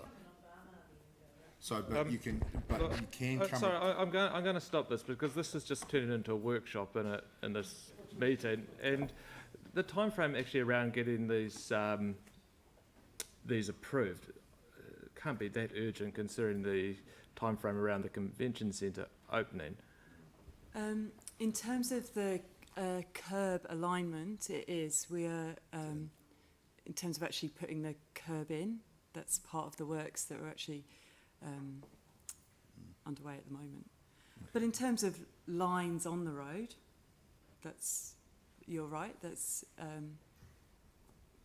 you want those in place for the opening, which is mid next year. I think just for Oxford Terrace. Sorry, I'm not very good at being clear. Sorry, but on Oxford Terrace, as you drive up, drive down. Sorry, Pete. As you drive down. So any coaches stopping and waiting would be stopping in the carriageway. So they actually can't stop in the wait in the carriageway. I'm just trying to get to a resolution today because I think the major concern is at the moment is more around this coach stop. The Ice Cream Charlie I think's fine in terms of the decision we're making today, and we also, if we increase the disability car park to 120, the other side should be fine. If we approve all those and actually then have another discussion at a later point, is there any curb alterations that would have to be done in terms of the coach stop being coach stop or car parks that would be impacted by not doing that decision today? There's no, that's purely line marking. Okay, so there's no drop downs down there? No. Correct. Okay, so what I'd want to do is I just want to go through and make decisions on Colombo Street and the Ice Cream Charlie one, and then we'll just park the other one, yes, on Armour Street south side, and we'll have a proper workshop to try and actually get a resolution around that's actually acceptable to council. Does that work for your time frames in terms of doing construction on the? Yeah. So as long as the curb doesn't change, okay, that's fine. I'll just put in terms of the whether this is a coach stop or not. So to get to this position, we had consulted with ASM, the operator. So if that was not, if council didn't want coaches to be able to stop there, we would have to go back Yeah, to that's why I ASM. want to take it offline instead of doing it here. I can see your hands. So I want to move forward with this. So I want the questions actually to realise what we're going to do in terms of not making the decision today on Armagh Street, south side of Armagh Street. Okay, so I don't want any questions on that, please. I just wanted. Yeah. Mel. This is a question on Armour Street, but I think it could be a solution, but that's why that could be done. My question is, for the P5 loading, well, it's a loading zone, is there any reason why it just can't be a P5 park, or the two parks, and then it can be a loading zone or a P5 park for anyone, you know, because what difference does it make? Yeah, the P5s are just drop-offs for anybody. But I thought it was a loading zone in the number 8 resolution. But, no, Because it says P5 and then it says loading zone. But it doesn't say good vehicles only. So it's just a P5 for anyone. Yeah. So what's the problem with it? The idea of a P5 loading zone is just that it's really for the purposes of dropping off goods or people within a 5-minute period. So it's in effect just a 5-minute park, but you've got to be physically loading or unloading, dropping off, picking up. No, they said it's not. No, not there, because it doesn't say good vehicles only. So why not just say P5 and then we're all happy? Well, it doesn't really matter. I suppose it would be if somebody came along there and decided to park for 5 minutes to look at the view and then drive off. That's self-defeating, but... Yeah. No, he says you can. Mike, how do we move forward with what you're suggesting? Just do P5, it's done. I haven't even asked a question. Oh, okay, so, Yanni, what's your question on quickly? Okay, so... Sorry, so I think you could, in terms of the issue that you're identified, in terms of being able to park up and get an ice cream from Ice Cream Charlie or not, you could do that from the P5s. Yeah, look, I think the only concern's around the coach. So we can do everything else apart from the coach parking at the moment. Yanni, what's your question? Yeah, so I just wanted to know, was there a traffic assessment done as part of the convention centre location and design? And if so, can we actually see what the traffic planning was? Because what's clear from this, which seems to be clear, is that it doesn't seem very joint up. And my concern is, having attended an event in Victoria Square on the weekend, there's almost no loading space for people that are having events in Victoria Square now. So we actually do need loading space, not just for the convention centre, but for all the other things that are happening. Sorry, yes, and those P30s are not the exclusive use of ASM. They are Where are the P30s? The operator, the P30 coach stops. But like the scale of the nature of events that are going to be happening, I presume you'd need a lot more space than what's being proposed. And the other question is, I have around the convention centre, is surely as part of the design, there was incorporation of service lanes and loading zones? Yes. And so is there anything built in to the actual building where like people can service the facilities? This is, yes, yeah. So in terms of servicing to Pi, there's an internal access through the building and out for loading and unloading of service stuff. What you see here is the outcome of the traffic assessment that was done for to Pi.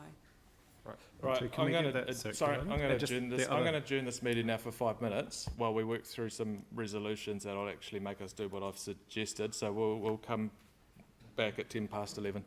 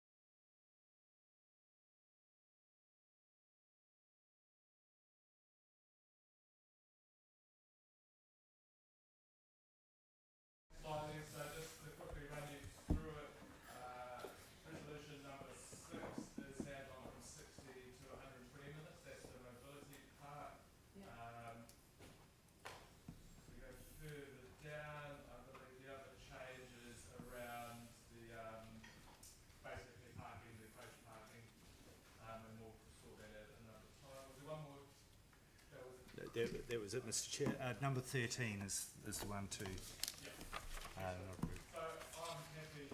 The other thing is I'd like to... Actually, I've got another problem with this. I can't have you move it. No, 13's wrong. It'll be under the line. So the original clause is there to have... It's gone. We're not doing the coach parking, everything else is... Yeah. So I'm happy to move it over, second it. Sorry to interrupt, Mr. Chair, but would you be able to turn your mic on? Thanks, Jamie. We're just trying to get through this very quickly. So, do you want me to go over it again, Jamie? Could you turn your mic on? Sorry, I could just hear you through some other people's microphones. Okay. Just. Thank you. I know what you're trying to report, so I won't hold it up. Go. Tim. Thank you. Just as a clarification, just beside Ice Cream Charlie, not shown on this site plan, are two P5, so you can swing in. So that, yeah. So just to relieve anyone's concerns about Ice Cream Charlie, I won't be supporting this today simply because I want to get a better understanding of what the vision is now for the loading and unloading 2T Pi. Originally, my understanding was the buses would enter from Armour Street, disembark and load from in front of the venue and then go out via the Gloucester Street Bridge to Durham Street. That was my original understanding. Somewhere along the line there's been a change, and so I would like a better understanding and a workshop on that, because I think it's a bigger issue with regards to Christchurch centric rather than one little thing about whether it's Ice Cream Charlie or disabled parking or just immediate parking in the area.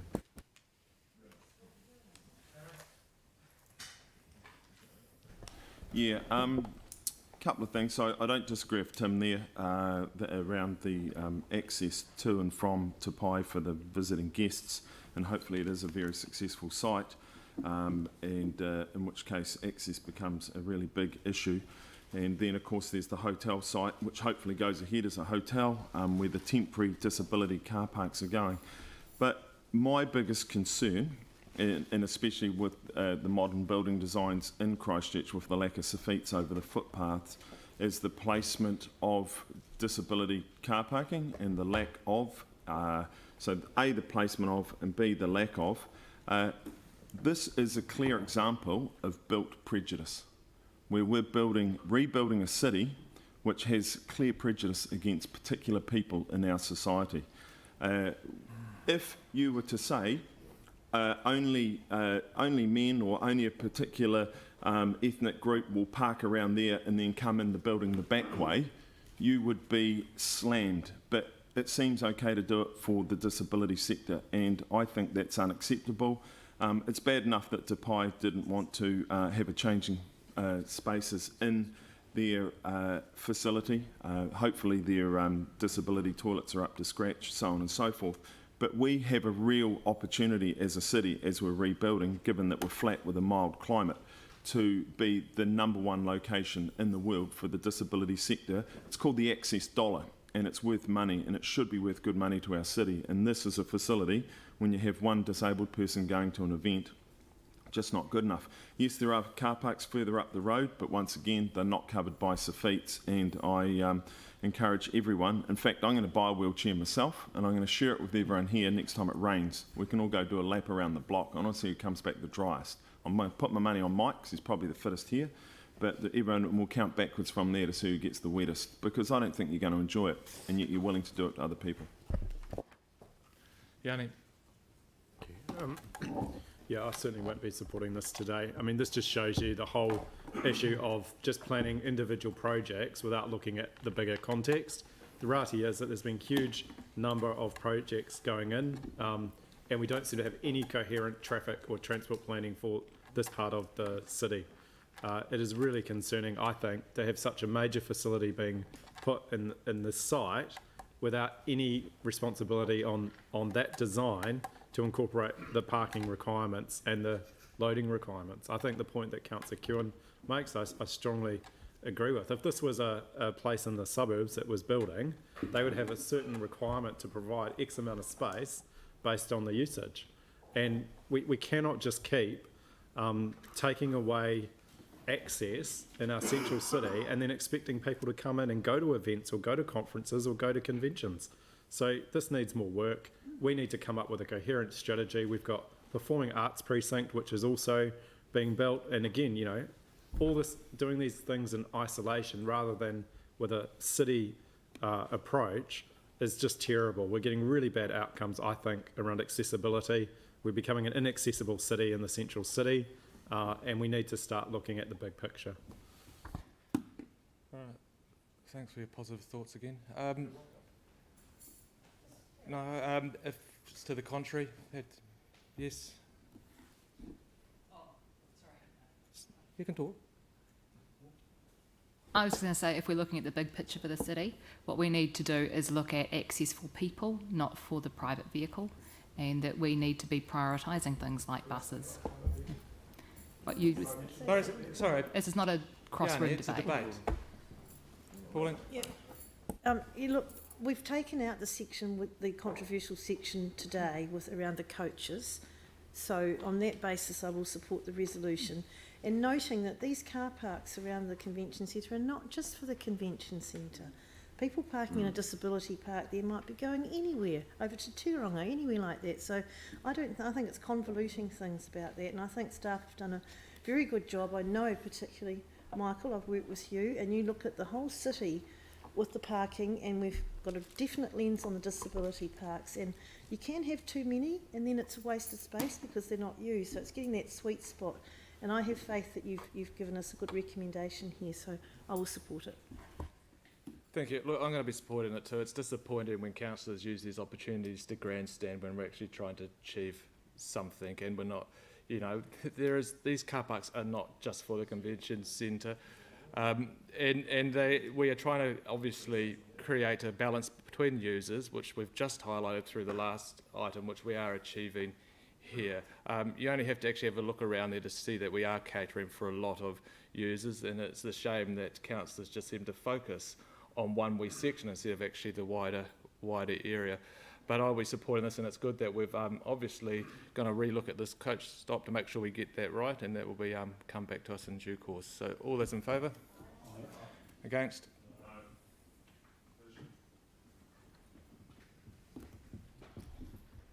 Councillor Keown? He says yes. Councillor McDermott? Absolutely. Councillor McDonald? Yes. Councillor Davidson? Yes. Councillor Galloway? Councillor Scandrett? No. Councillor Chu? Yes. Councillor Coker? Yes. Councillor Cotter? Aye. Councillor Chen? Yes. Mayor? Yep. Councillor Templeton? Aye. Councillor Major? Yes. Councillor Turner? Yes. Councillor Johansson? No. Councillor Daniels? Aye. Councillor Goff? Yes.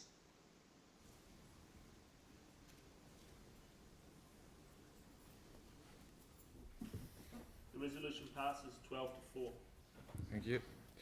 All right, thank you very much. We'll move to item 8. Thank you. Vacant Sites Programme.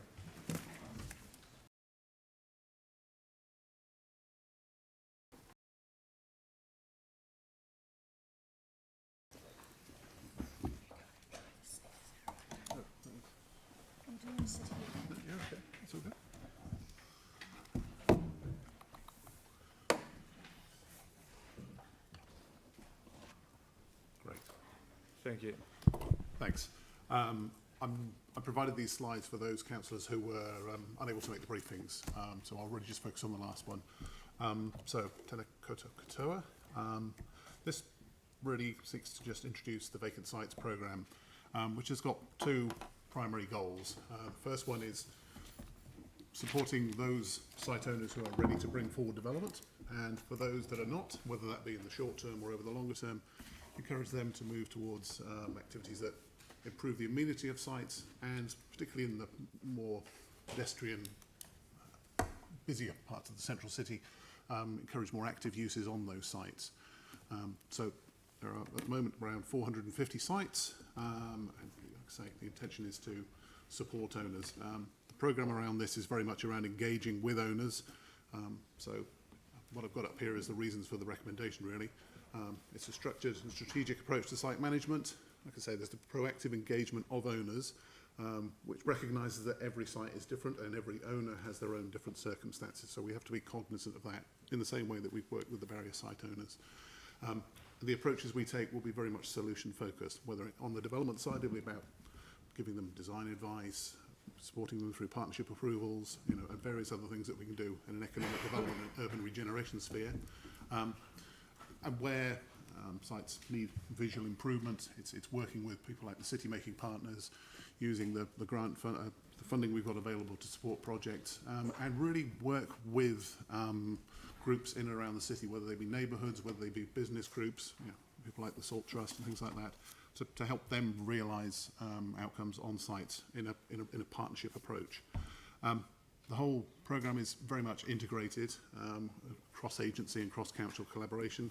That will be based upon shared intelligence. We have a mapping system that allows us to, across different parts of council, look at you know, what are the characteristics of sites, who are the leads for those at any given time, and then aligning work programmes. All of this will require new tools, and we'll learn through doing this as we're dealing with site owners. Ideas will present themselves, and we'll bring some of those forward. And it makes use of good expertise within council and across the community and the other organisations. So that was all I was going to talk about. Questions? Thank you. And can I have questions that actually relate to this item, which is vacant sites within the central city? Yanni? Thanks. The question asked at the workshop, when am I going to get an answer to that around the LTP resolution in 2018? Is it to do with this item? Yeah, it was to do with this report. So what's the question? So the question was, we were going to get a report back on the barrier sites being extended to the suburban areas. Okay, so that's not to do with this report. This is about vacant sites in the central city. Well, can I ask question them on the vacant sites on the central city? Right. So in terms of vacant sites outside of the central city. No, sorry, Yanni, this paper is about vacant sites program within the central city. Do you have a question relating to this paper? Yeah, so in this paper, it says if this 3.25, using learnings from practice and new tools to secure action on vacant sites citywide and feed into improvement, and it talks about, I thought that this looked at going outside of the central city. So I just wanted to check, if we do this, when would we be able to consider extending it to other sites in terms of, like, that was, you know, kind of the idea behind the barrier-free sites, and... Sorry, yeah. I think they can answer you that question. Yeah, that's fine. I mean, in the workshops, we did say that, you know, vacant sites outside the central city, particularly in those centres which have been identified through the urban regeneration heat map work, would be areas that we would also be doing some support around. But our focus very much in this, certainly in this initial year, and certainly beyond, is really supporting site owners in and around the central city. Thank you. So what resource is this requiring, and how could we, I mean, what sort of resource would we need if we wanted to address sites outside of the central city? Yanni, sorry, this item is on central city. Could we focus on this item, please? We can take that offline. Well, except it was raised. Is there any other questions? Yeah, Jimmy. Only one question, particular regarding proactive engagement with the owners of Central City. I'm not sure if some owners couldn't afford because due to the financial problem, or some owners probably is not in Christchurch, out of town, etc. How to proactively engage with them? I mean, we do have to acknowledge that at the moment, you know, demand for new development is limited, Yes. and that's going to, you know, that's going to mean that some of these vacant sites will be there a while. Like I said, we can only you know, seek to understand what their intentions are. Yes.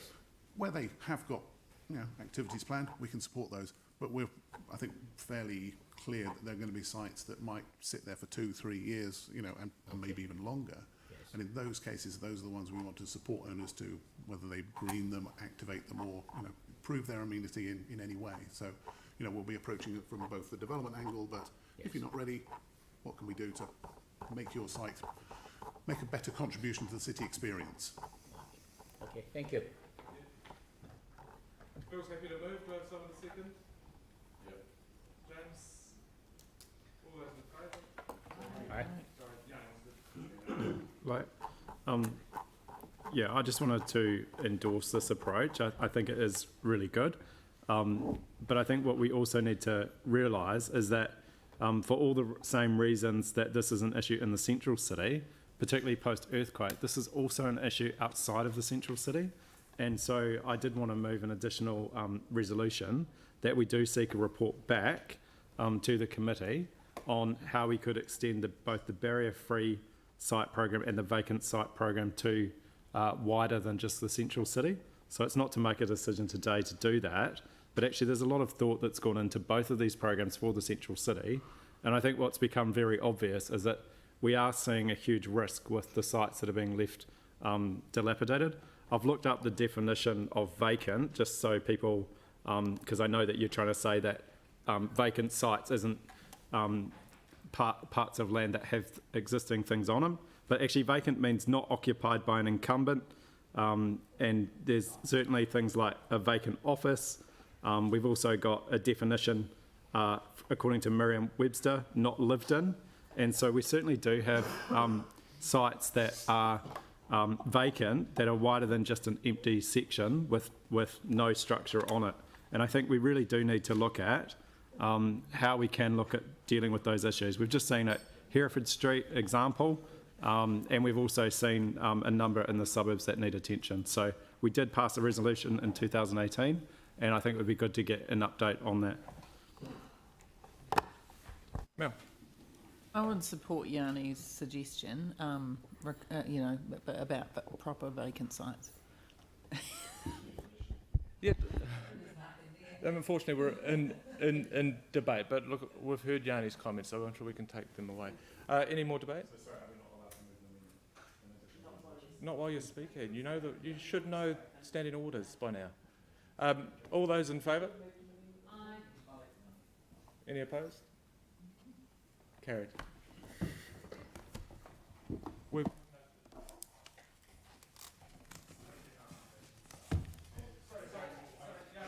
The items are finished. The item's finished. And next time, send questions before 5 to 5, right before the meeting. Right, we're moving on to item number 11. Yanni, I don't want to tell you again.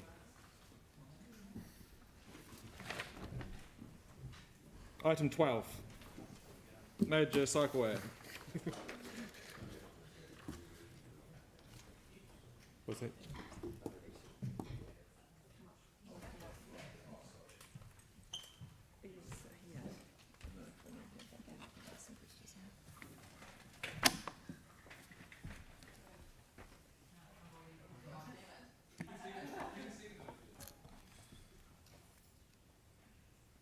Morning. Morning, everybody. I introduce, largely we'll take the report as read. We've got 3 really quick slides just to cover a few questions about why we're here today, if that's okay. And I'll pass over to Adrian to handle that. Cool, you take it away? You take it away. Cool. Good morning, everybody. We're here today to discuss the major cycleway, Rapanui Shake Rock Section 3. It's a shovel-ready project. What comes with that is programming caveats. 3 slides, as Lynette mentioned. First slide here is just to give you an overall look at the route.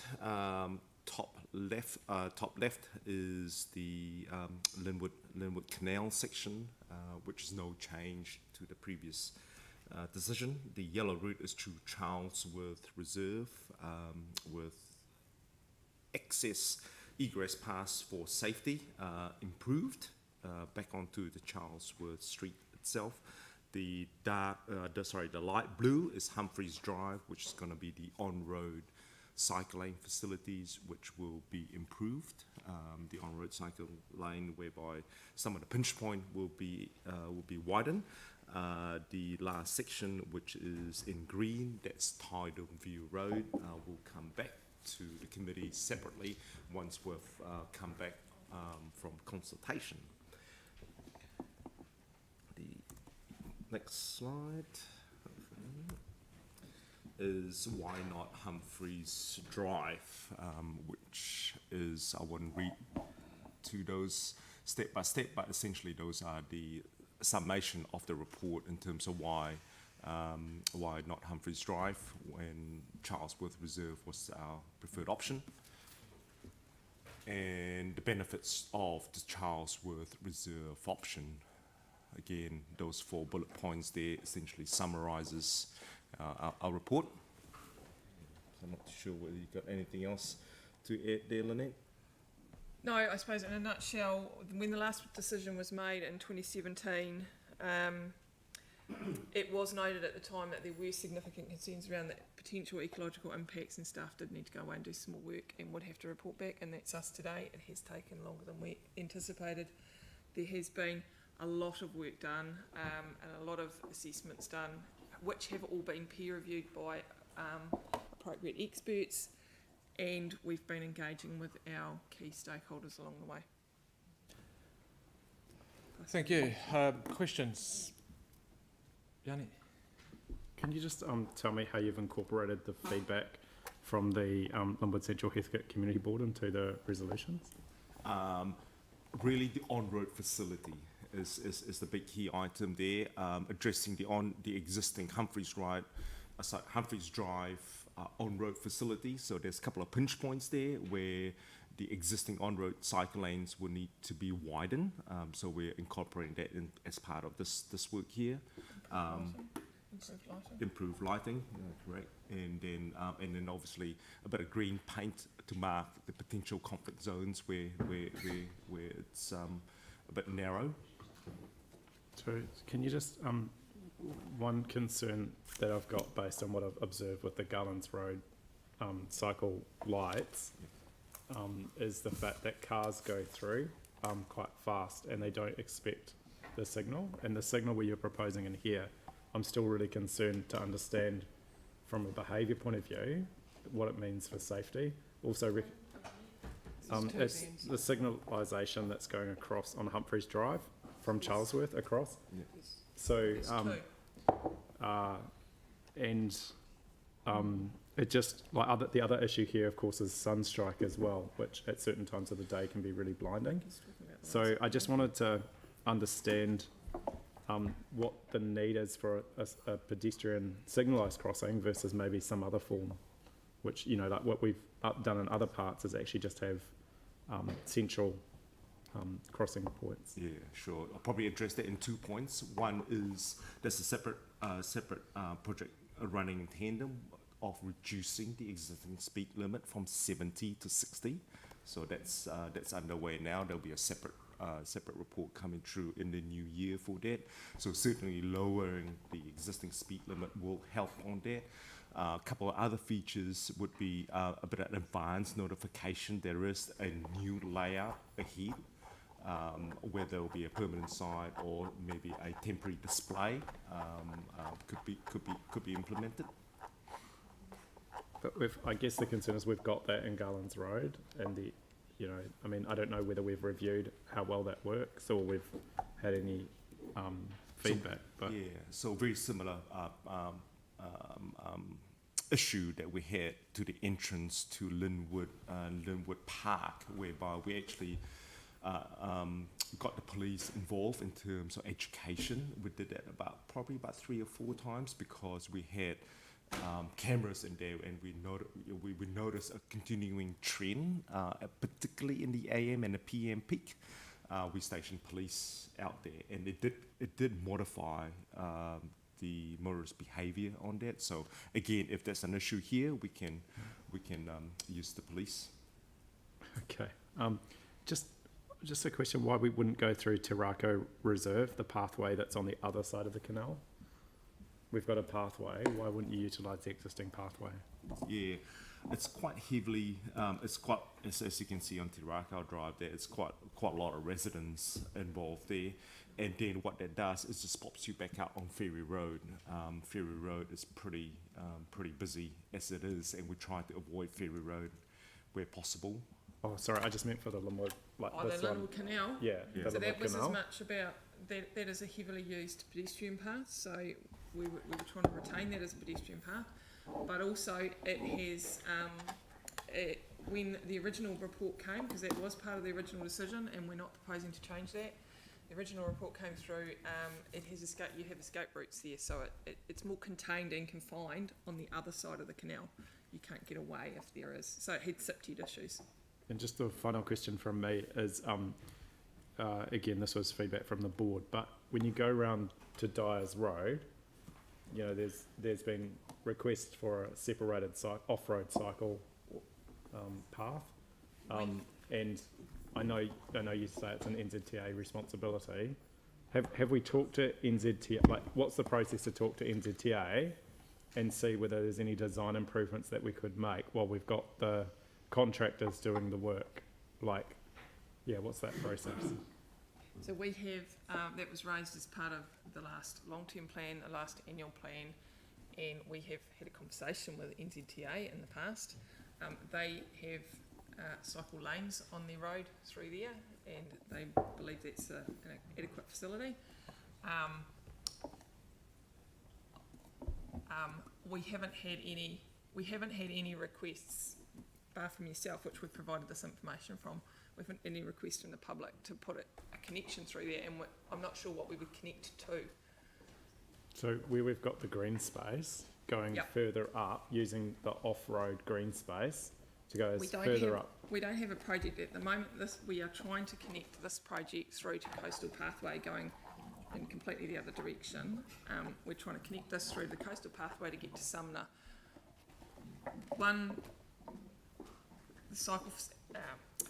Dyers Road is State Highway 74. It is an NZTA road. We have raised it with NZTA. There are cycle lanes on the road. Putting it through Linwood Fields, we don't have a project to do that, I'm sorry. The 360 trail path that's been planned from sort of Windsport Reserve through to Bridge Street follows an almost identical to Dyers Road. Sort of we get people off street, and when we first looked at that, it was planned to be an unsealed path that was wide enough for bikes as well as pedestrians. Is that right? So we'd take people safely. I can't answer from anything to do with this 360 trail, I'm afraid, because it's not one of my projects, and I don't know the details of it. Yeah, but that is it would connect the cycleway to Brighton. I presume so, yes. Yeah. That's the aim, my understanding. Phil. Thank you. With the work that we're doing for what we call the nighttime route round Humphreys Drive, are we going to repair the seawall before we do any of this? We don't plan to. No. Okay. So the sea could.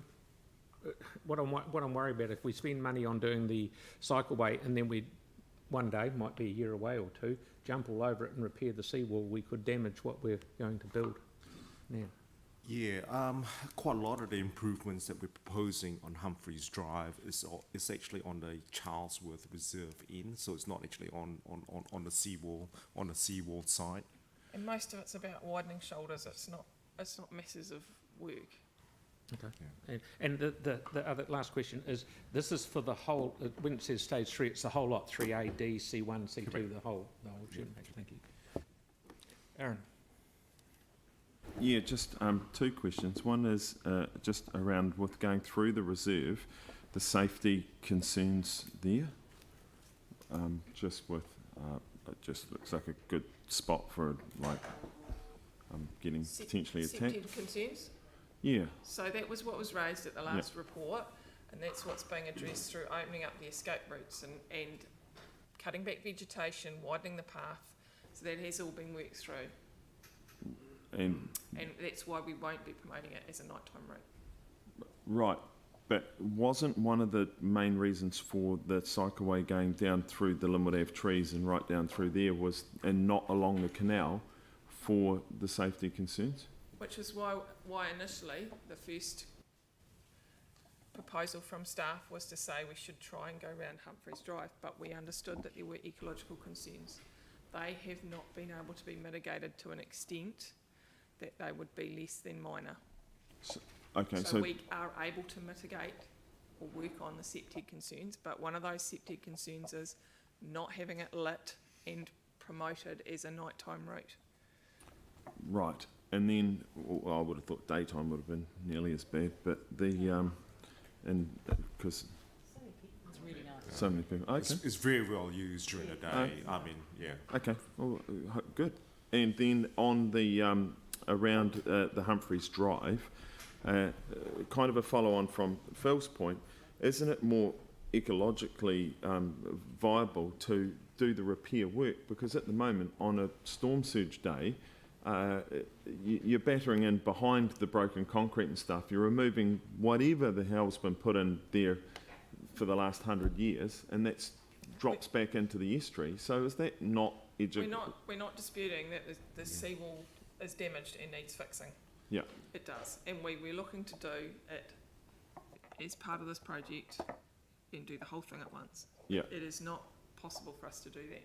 And then as the and get the cycleway finished. Sorry. Yeah, and as explained to us when we signed off the beautiful works around the other side in Redcliffs and things, that the not having a seawall, moving to rock, because it dissipates the energy of the ocean, as well as creates a better ecological environment, because that's where the small fish go and the little plant, all that stuff, is a really good benefit.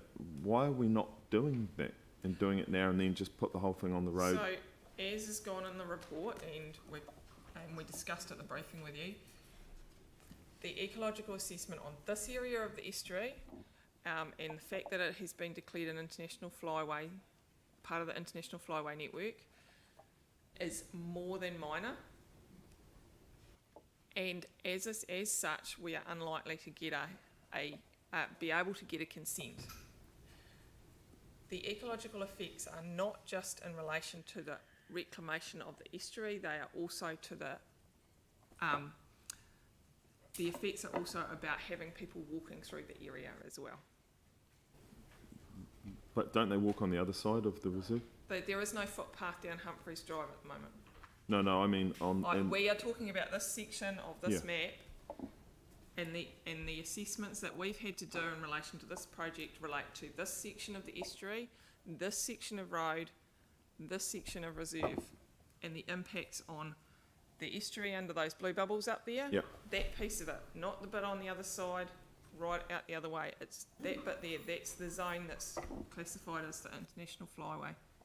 Hang on, which just exactly? The area under the blue bubbles. Under the green bubble or the blue bubble? Blue, just green. The two, under both of them. Yeah. So. That area in there is the area that we're talking about. And sorry for my ignorance, but is the flyway the Charlesworth Reserve or is it the estuary? The estuary. The estuary. Oh, it's the estuary side. It's the estuary. Just the estuary side. Estuary is the international flyway zone. So Charlesworth Reserve is ecologically significant because there are threatened species of birds that nest in there. So their nests are actually right back over close to the road. Their nesting areas. And that, if I can use the mouse on this, if you can you see them? No, I can't see. Can't see the mouse. Like that. Yeah. So essentially, they used the birds use the estuary for feeding before they fly back.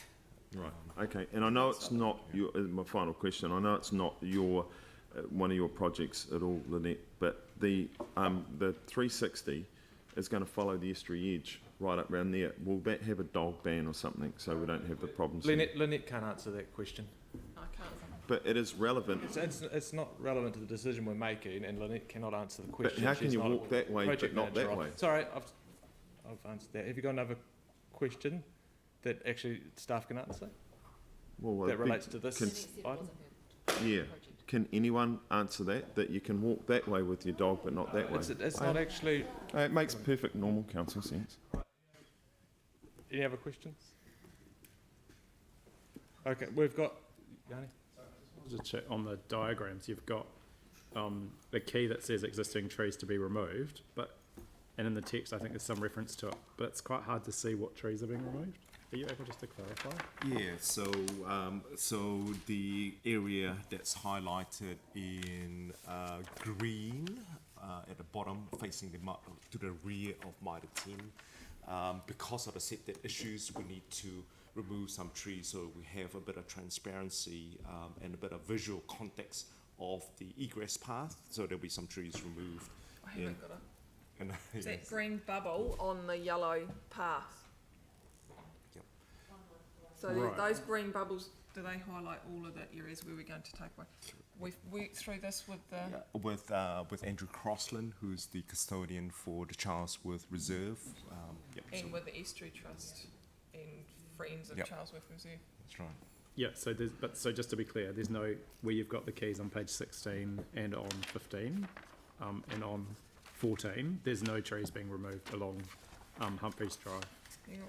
And whatever. So along Humphreys Drive, because of we are also including a walkway from the Windsurfers Reserve and onto the signalised crossing. There's a couple of trees there that we need to remove in order to provide a footpath connection between Windsurfers Reserve and the new signalised crossing along Humphreys Drive. So I'm just looking at those ones. Like, is it Linwood Ave at that point? Yeah. No, I haven't got that particular slide there. Nathaniel, can you pop them up for us, please? That's page 16.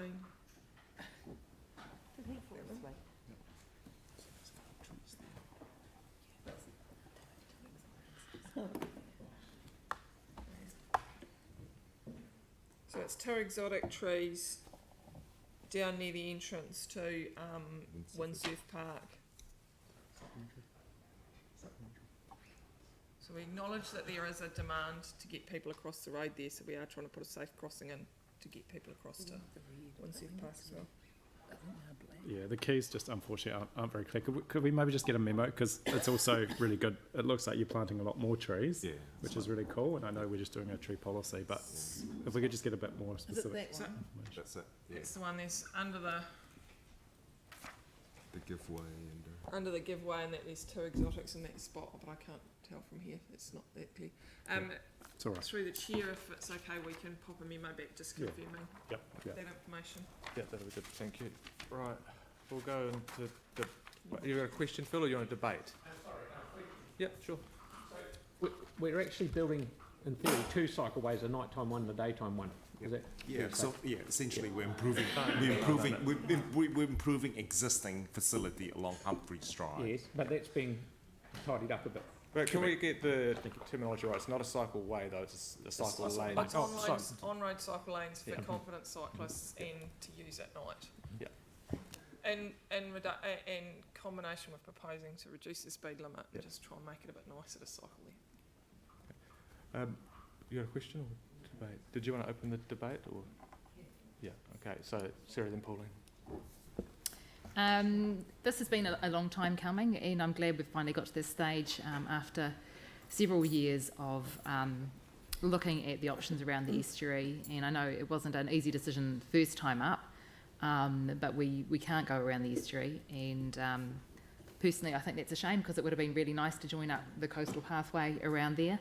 But actually, I use this route currently. I go down Bridle Path Road and then around the estuary, and on my bike, and it would be really nice to go through Charlesworth Reserve as well. I probably won't do it at night, and I will probably stay on road, and it'd be nice to have wider lanes. But that will be really good to have. And as a council, we have commitments to road safety, we have commitments to action on climate change, and we need to make sure that we can fulfil those. Council members may not agree with the consenting process or the fact that we need to protect the natural environment in this area, but actually not liking that won't change the RMA process or the consenting ability. It's rare for council to have a perfect option on anything, but here we have a cycleway section that is government funded, so no impact on rates. It has no impact on car parking or on residential properties, and is an option that has a better environmental outcomes. It simply seems like a no-brainer to approve the change. Thanks. Yeah, I'd like to endorse what Councillor Templeton has just said about this, but it's really exciting. The amount of positive feedback I get from people on the Linwood Ave section, people just love that bit, riding down through the trees there. We've now got the coastal pathway coming in. This is the section that's been the most challenging, I believe. And it's so good to see it coming here today to be approved. And I really want to thank you for, I mean, it's been a really bumpy journey, and all the work with the community groups. And I'd like to thank the Ihitai Trust as well, because they've put many hours into this and helped us to get to this point where we realised that, yeah, we can't take that option. We have to take this one through the reserve. It is lovely riding through that reserve. I only discovered it a couple of years ago through this project. I didn't really know it was there. So this is going to be a real treasure once we get this whole thing linked up from the central city all the way up to Sumner, one of the jewels of Christchurch. So I'll be supporting this today, and thank you for all the work. Great. Phil. Thank you for your work. But I'm sorry I can't support this today. The original option 2, which specified no reclamation, in my view is a far better result. I know we've got consenting issues and stuff like that. The option 2 repaired the seawall at the same time as building the cycleway. The seawall itself is, from what I'm told, $1.5 million on its own, which can be done for no extra cost if it's incorporated in the cycleway. Building a $7 million cycleway, and I understand it's not all the $7 million through the reserve, which can only be used at daytime, is not ideal. We've even designed escape routes for nighttime, which, you know, we obviously see there's a problem. I'm not advocating a 4 metre wide reclamation of the estuary, just a repair to the seawall and build the cycleway beside the estuary and move Humphreys Drive towards the Charlesworth Reserve. There is a spare 3 to 5 metres gap between the edge of the existing road and the reserve, and that is being wasted. The benefits are a repaired seawall, a new cycleway and a rebuilt road, all in the road corridor, and we don't have to purchase any more land like the one through Charlesworth Reserve. We do have to purchase some land. I've talked to a member of the Estuary Trust, and they were receptive of minor works to the seawall and certainly against the 4 metre reclamation, which was right against them. So, as I say, I won't support it. We'll have a far better outcome, in my view, if we use option 2. Thank you. Anybody else? Yanni? I just wanted to just raise the concern around the traffic signal going in. I think sometimes we do tend to have sometimes over-engineer or over-design, and certainly from my experience, it was not comforting to hear that having to have police go and do monitoring of a previous signal crossing that we'd put in to address the issues of people going through it. So I understand the need to have safe crossing points, but I just feel in this particular location, having a signalised pedestrian crossing is just not a cycling crossing and pedestrian crossing is not the right approach with the high speed of the traffic and the issues around sunstrike and sun glare. I do think, I do commend staff for going away and working on a new option. I think for those of us that have heard in detail from the Avon Ihitai Estuary Trust that it was pretty clear that they were concerned about the ecological impact. I think it's also quite clear from the legal advice that we've had that we could spend a lot of time being challenged in court for a pretty suboptimal outcome rather than just adopt the new option that staff have put forward. I do share concerns with the cost, but I hope through this process staff will look at ensuring that we do get good value. So I just wanted to know, it's a bit weird because we're delegating, I think, the detailed design and construction to someone. I think that was my reading of it. So we don't have the specific resolutions around traffic, so I'm not quite sure how I record my opposition to the traffic light signalisation, but maybe that can just be noted in the minutes. Thank you. Ben? Just a couple of words on this. I understand why people are raising issues around the cost, but I think it comes down to the nub of it, which is we went out for consultation on a particular route in 2017. In 2018, we got accepted as part of the flyways. This area did the estuary. It was actually a major achievement. The Minister of Conservation was involved. It was significant for the community. The community both on the Sumner side and on the eastern side, actually was really excited by such a significant designation applying to this part of our precious landscape that protects these birds, you know, for both nesting, but also for fattening up and returning to their homeland. So for gobwits and for others as well. So it's a significant area. That means that we can't go ahead with the original plan. We have to now review that, and the proposal that staff have come back with, they've gone through all of the elements of it, and I'll be supporting this today. Thank you. Aaron. Yeah, I've got no doubt that from pretty much this section onwards right through to Sumner will be one of the great urban cycleways / walkways, and certainly in this country. My money's that it will be the best in this entire country, if not one of the greater ones in the world. So I'm looking forward to this getting done. Not super happy about it going through the reserve, and that's probably where the vote will go today. I agree with Phil that it should have gone around on the estuary edge, like it was originally proposed. You only end up with one set of traffic lights that way. We could use the others on my side of town. And I think it'll be good having those traffic lights there anyway, just for slowing down around that corner. There are a lot of people doing various things, mostly kite surfing, windsurfing, so on and so forth. The odd person goes fishing there. You don't catch anything, just so anyone thinking of going down. And but along that seawall, it would be good to get it replaced right now. It might not be as ecological, supposedly, as what's being proposed, but leaving what's there, I think, is less ecological. And I'm surprised it's such a protected zone when you drive past and you see TVs, road cones, and scrap metal in there. Like, if this is so precious, let's look after it a bit better as well. And I'm not sure how the 360 pathway is going to work when it doesn't work here. How can you have it go around the rest of the estuary? And the estuary is a real asset, and there's some incredible stuff in there, so we want it opened up. But I would have thought it would be as simple as dogs are on leads, like very strictly on leads, or don't even bring them. Would make more sense, but hey. I'm with Phil on this. Fix it once, fix it right. Mel. I'm pleased to see that ecology is coming first, and we have to do it that way, which is why I support the proposed option. And the other thing that is probably quite important, I think, is about the funding, as it's coming from the shovel-ready funding from the government, whereas the option 2 with the seawall repair, it says here as a disadvantage that it would be unable to achieve the shovel-ready program caveats, meaning that the ratepayers would need to pay for this. So I see that as a significant advantage to this. You put 6, sure. I'll quickly say something before you can wrap it up, Sarah, if you like.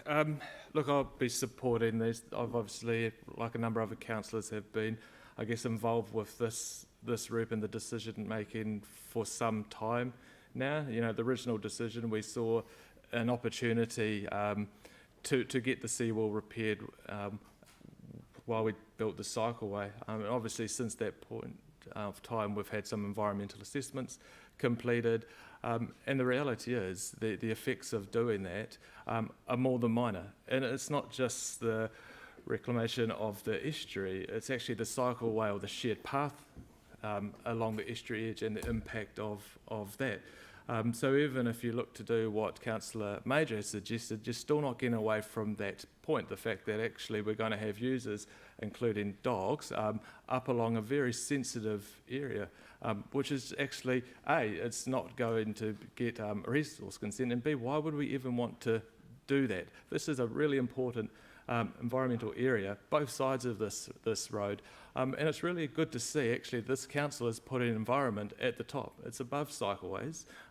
It's at the forefront of what we're doing when we're making decisions.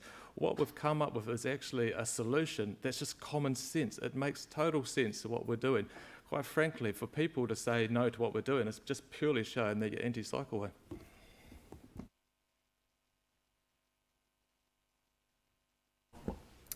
Thanks to that. I'll just respond to a couple of points. Staff have done a huge amount of work over several years on this, and they have already looked at the alternative option that Councillor Major prefers. And, like many people, I'm keen to see it go around the estuary edge, but it simply doesn't make sense for us to spend years and lots of ratepayers' money in court trying to get a resource consent or fighting conditions or a range of different things, or being taken to court by the Estuary Trust, as well as losing the government's shovel-ready funding. It wouldn't be good for ratepayers, it's not good for the environment, it's not good for our cycling aspirations. When any new infrastructure goes in, there's a bedding in period, and that is where people get used to the new infrastructure. That's happened with all of our cycleways, and I know that things have drastically improved with the Albans Road crossing, and I don't see anyone going through there now, which is really good. Closing the gap between and linking the coastal pathway, which has well over 3,000 users a week, with the Linwood section of the Rapanui Cycleway, which currently has around 1,300 users a week, is going to make a big difference for those cycling in that area. It will encourage more people to go through that space, more children to get from the Bays area into Linwood College and other places. And those who are ideologically opposed to the Cycleways program will keep finding excuses to be anti, no matter how good the outcome is for the city. This is government funded, there's no car parking impacted, it's improved ecological outcomes. Why wouldn't we?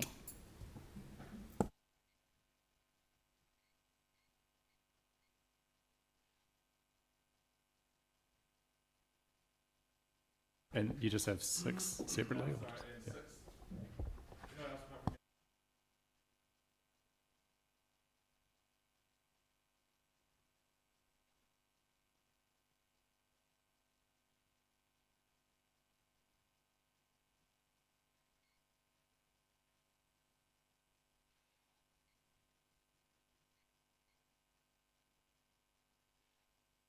No.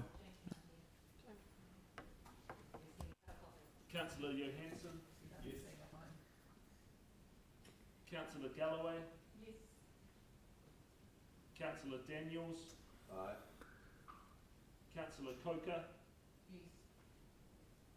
Councillor Chen? Yes. The Mayor? Yes. Councillor Scandrick? He's not here. Councillor Major? No. Councillor Kewen? No. Councillor Goff? No. Councillor Davidson? Aye. Councillor Cotter? Aye. Councillor Chu? No. Councillor Turner? Yes.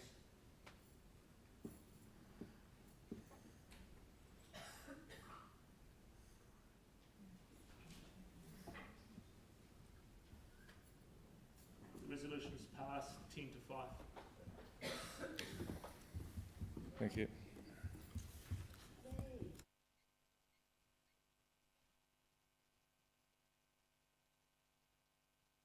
Sorry, Phil, just because you voted against yourself being part of the... Still passed.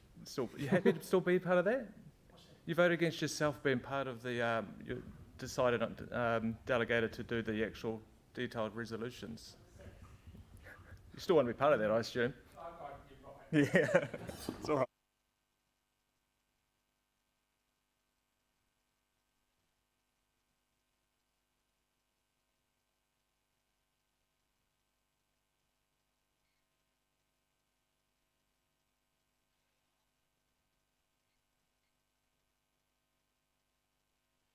There, Lynette. And Richard? Item 10, is it? I can't remember. 10. Bi-monthly traffic report. So just so people are aware, we'll be finishing at 12:30, which will mean we'll have to go straight into the half an hour of briefings without a break. So we'll have to wrap this up at that time. We'll just go straight to questions, I think, unless there's something you want to highlight. I'll take the report as read, Mr Chair, but one thing I would like to bring to the Council's attention is just we're going to be doing some maintenance work on St Asaph Street over the Christmas period, and the bulk of that is going to be resurfacing. That was never done when the original upgrade occurred, so anyone who's driven down there will know that it's not in the best of nick.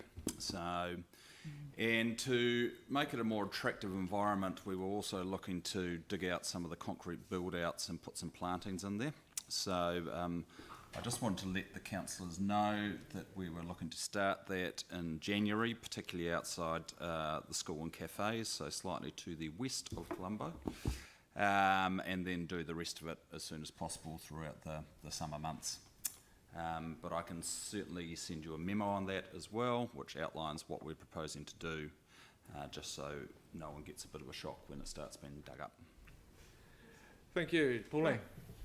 Question on that, how long do you think that work's going to take, and are you doing anything to speed it up, like doing night works and things like that? Because there'll still be considerable usage being the holiday period in the cafes and stuff. Just yeah, so look, we're certainly looking to do it as quickly as possible, and we're aware of the sensitive nature of the location. So, you know, if you think of some of the other central city streets that we've done, we can do the resurfacing pretty quickly. Right. In terms of the build-outs and looking to put some plantings into them, because it's not the planting season in January, February, we would do would be to dig it out and use our maintenance contractors to do that. So the savings of doing that are around your traffic management and everything else. You do it all at one time.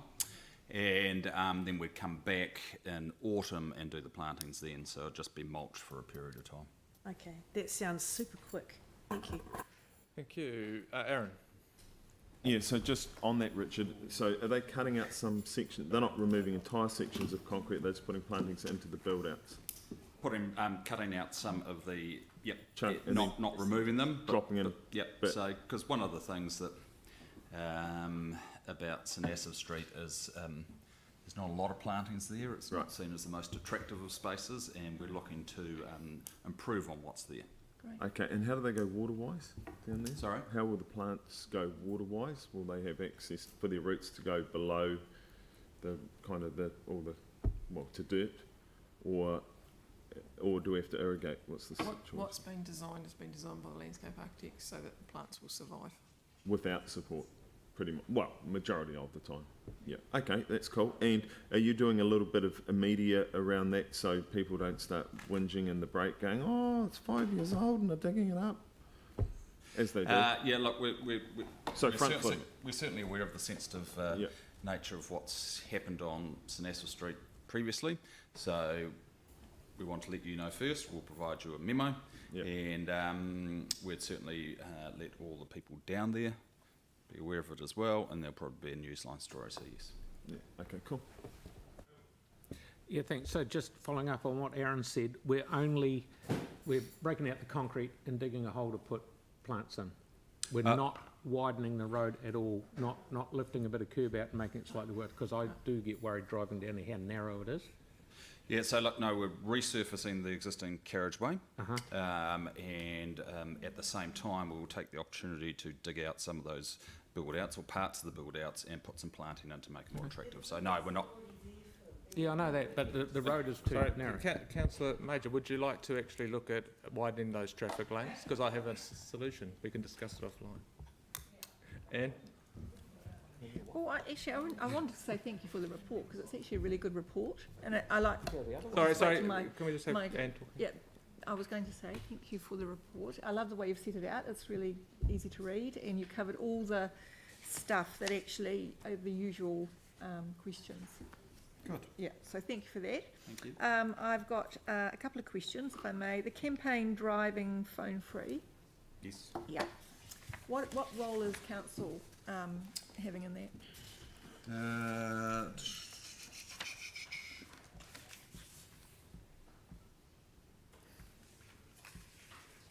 Actually, I'd have to come back to you on that, Councillor. No problem.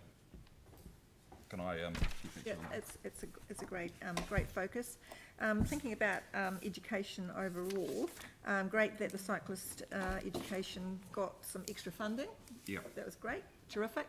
And I'm thinking about the programs running in schools. How do those programs connect with the workplace and community travel planning, which is sort of seems to be a community focus? And for me, we're trying to help children, you know, ride and cycle and walk safely to school, but it's actually a wider conversation. And can we get the adults involved in that conversation? So I know you do a great job of getting to the schools and talking to the kids, but it's actually about the adults as well. And I'm hoping that maybe this community focus will widen that and involve them. Is that what's intended? Certainly is. So are you talking about the workplace and community travel? That's right. As part of the Greater Christchurch Partnership? Yeah. So, look, hopefully same team, and you know, looking to utilise the travel demand management team that we have at council to carry out much of that work there. So yes, it will be integrated with the school travel planning and the road safety education. So, but obviously looking to do it on a greater Christchurch perspective. So. Yeah, same people, same team, so integration is guaranteed. I think there would be a real, it would be great if we could have school communities coming together, you know, in a meeting situation where parents, kids and staff are all meeting together would be wonderful. Right, and just pass it on. Yeah, just lastly, the Avonhead pilot, community travel planning, the purple line, can you tell us a bit more about that? That's a new approach to travel planning. No. That's okay. You can get back to it. On that one as well. Yeah, I mean, other than what's in there around you know. It would be good to know a bit more about that because it looks really good. Yep. Thanks, Anne. Mel? It's a really good report. My question is totally minor, but it was just about procurement of decorative lights. Like, where are they going? And what do they look like? Oh, and this is the LED upgrades. So there's a number around the city and across the, and where we're doing the upgrades across the peninsula as well, where we don't just have the standard straight up down street lights. They might be in subdivisions, they might have been put in subdivisions, or we have a number of decorative lights, you know, along Park Terrace in the central city, Akaroa. So it's special LED light bulbs for those? It's more about the poles. And having the fittings that fit within the more decorative units, so that so what we are trying to do is get something in that looks very similar to it might be the pole or the arm or the but we're trying to get something in that looks very similar, so we don't fundamentally change the appearance and look of the neighbourhood. Cool. Yanni. Thank you.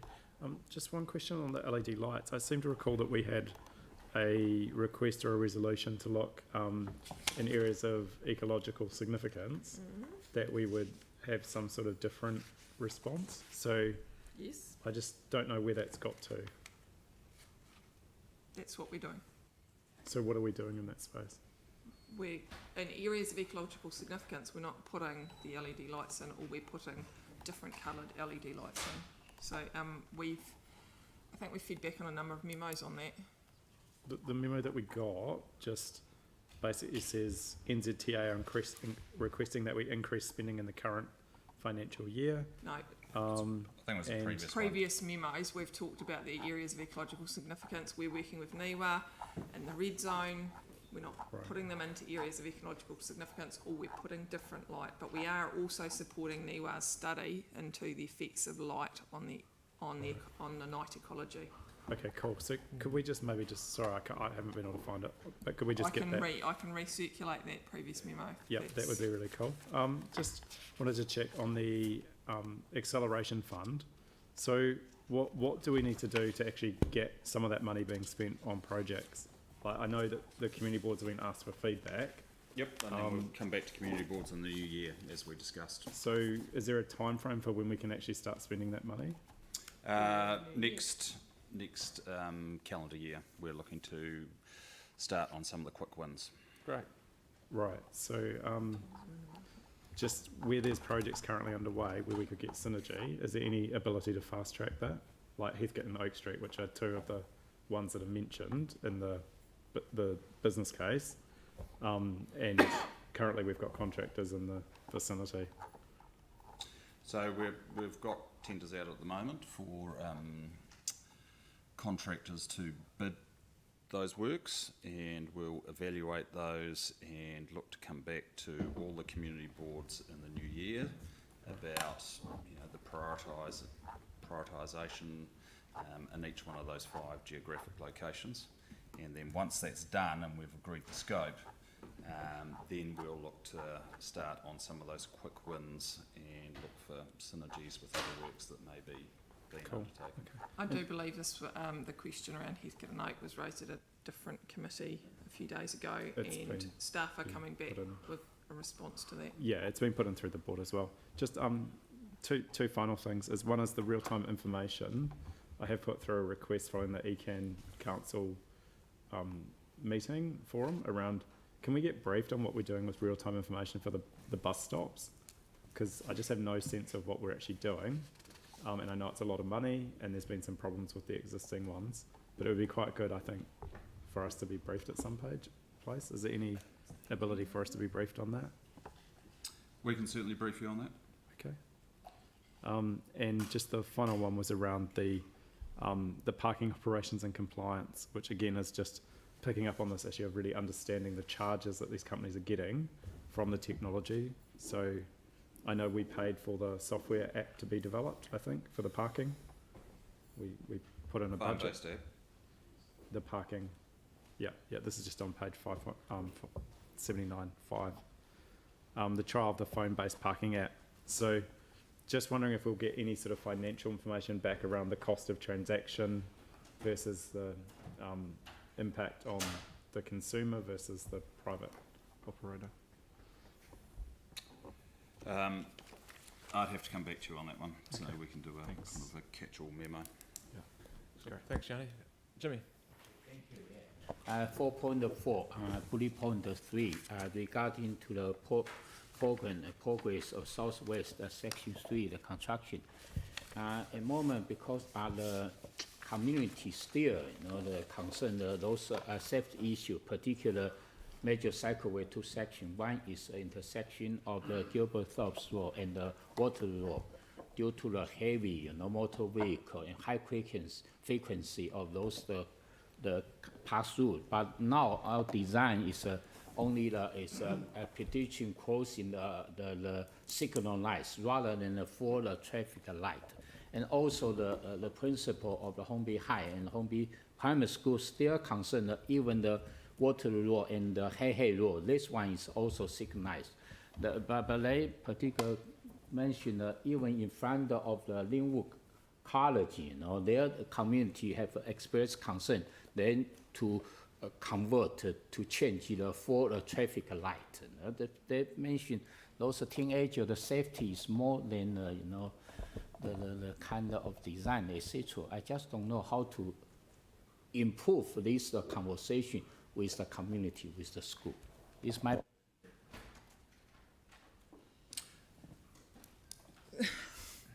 So we've had a number of discussions about Gilberthorpe's intersection and South Express in particular. We've sent a number of memos and they've been circulated to everyone. If they haven't been I'll double check that they've been circulated to the committee as well. They've certainly been circulated to the community board and to the Residents Association, but we are also meeting with the Residents Association between now and Christmas to discuss their concerns again. The intersection of Gilberthorpe's was never proposed to be fully signalised. It never has been. However, staff are looking at whether it's viable or reasonable to do it, and if it makes sense, we will do it. Okay. Excellent. We understand safety, and I don't want to go into a lot of detail because there's been a number of memos that have come back, and I don't want to contradict them. Yeah. So if you can just recirculate that fine. Yep. Excellent. So I'll just have one question, then we'll put this item and close the meeting. Just the Rutland link from the motorway across to the Papanui parallel, is that timed to open on the same day as the motorway? Ideally, yes. Ideally? It is proposing to, yes. Okay, thank As you. long as everything goes perfectly, we'll be right. It looks like it's pretty close. It's pretty close. Okay, thank you. Aaron, are you moving it? Oh, well, I can second it. I think you murmured you were moving it just before, but I'll second it for you. Just quickly on the last bullet point of 4.4 on page 74, the Wheels to Wings scheme is designed, going up for consultation late January. It says here a briefing for the committee is programmed for early December. It's next week. Next week. Oh, is that still early? Well, it was when this was No, done. Right. it got shifted, sorry. When I we was wrote gonna- this Okay, report, I it was just was early checking that it December. was still coming, Yeah. so that's good. Should be in your Just- calendars for next Thursday. yeah, I mean, it still feels like a month till Christmas, so Yeah. let's call it early. Right.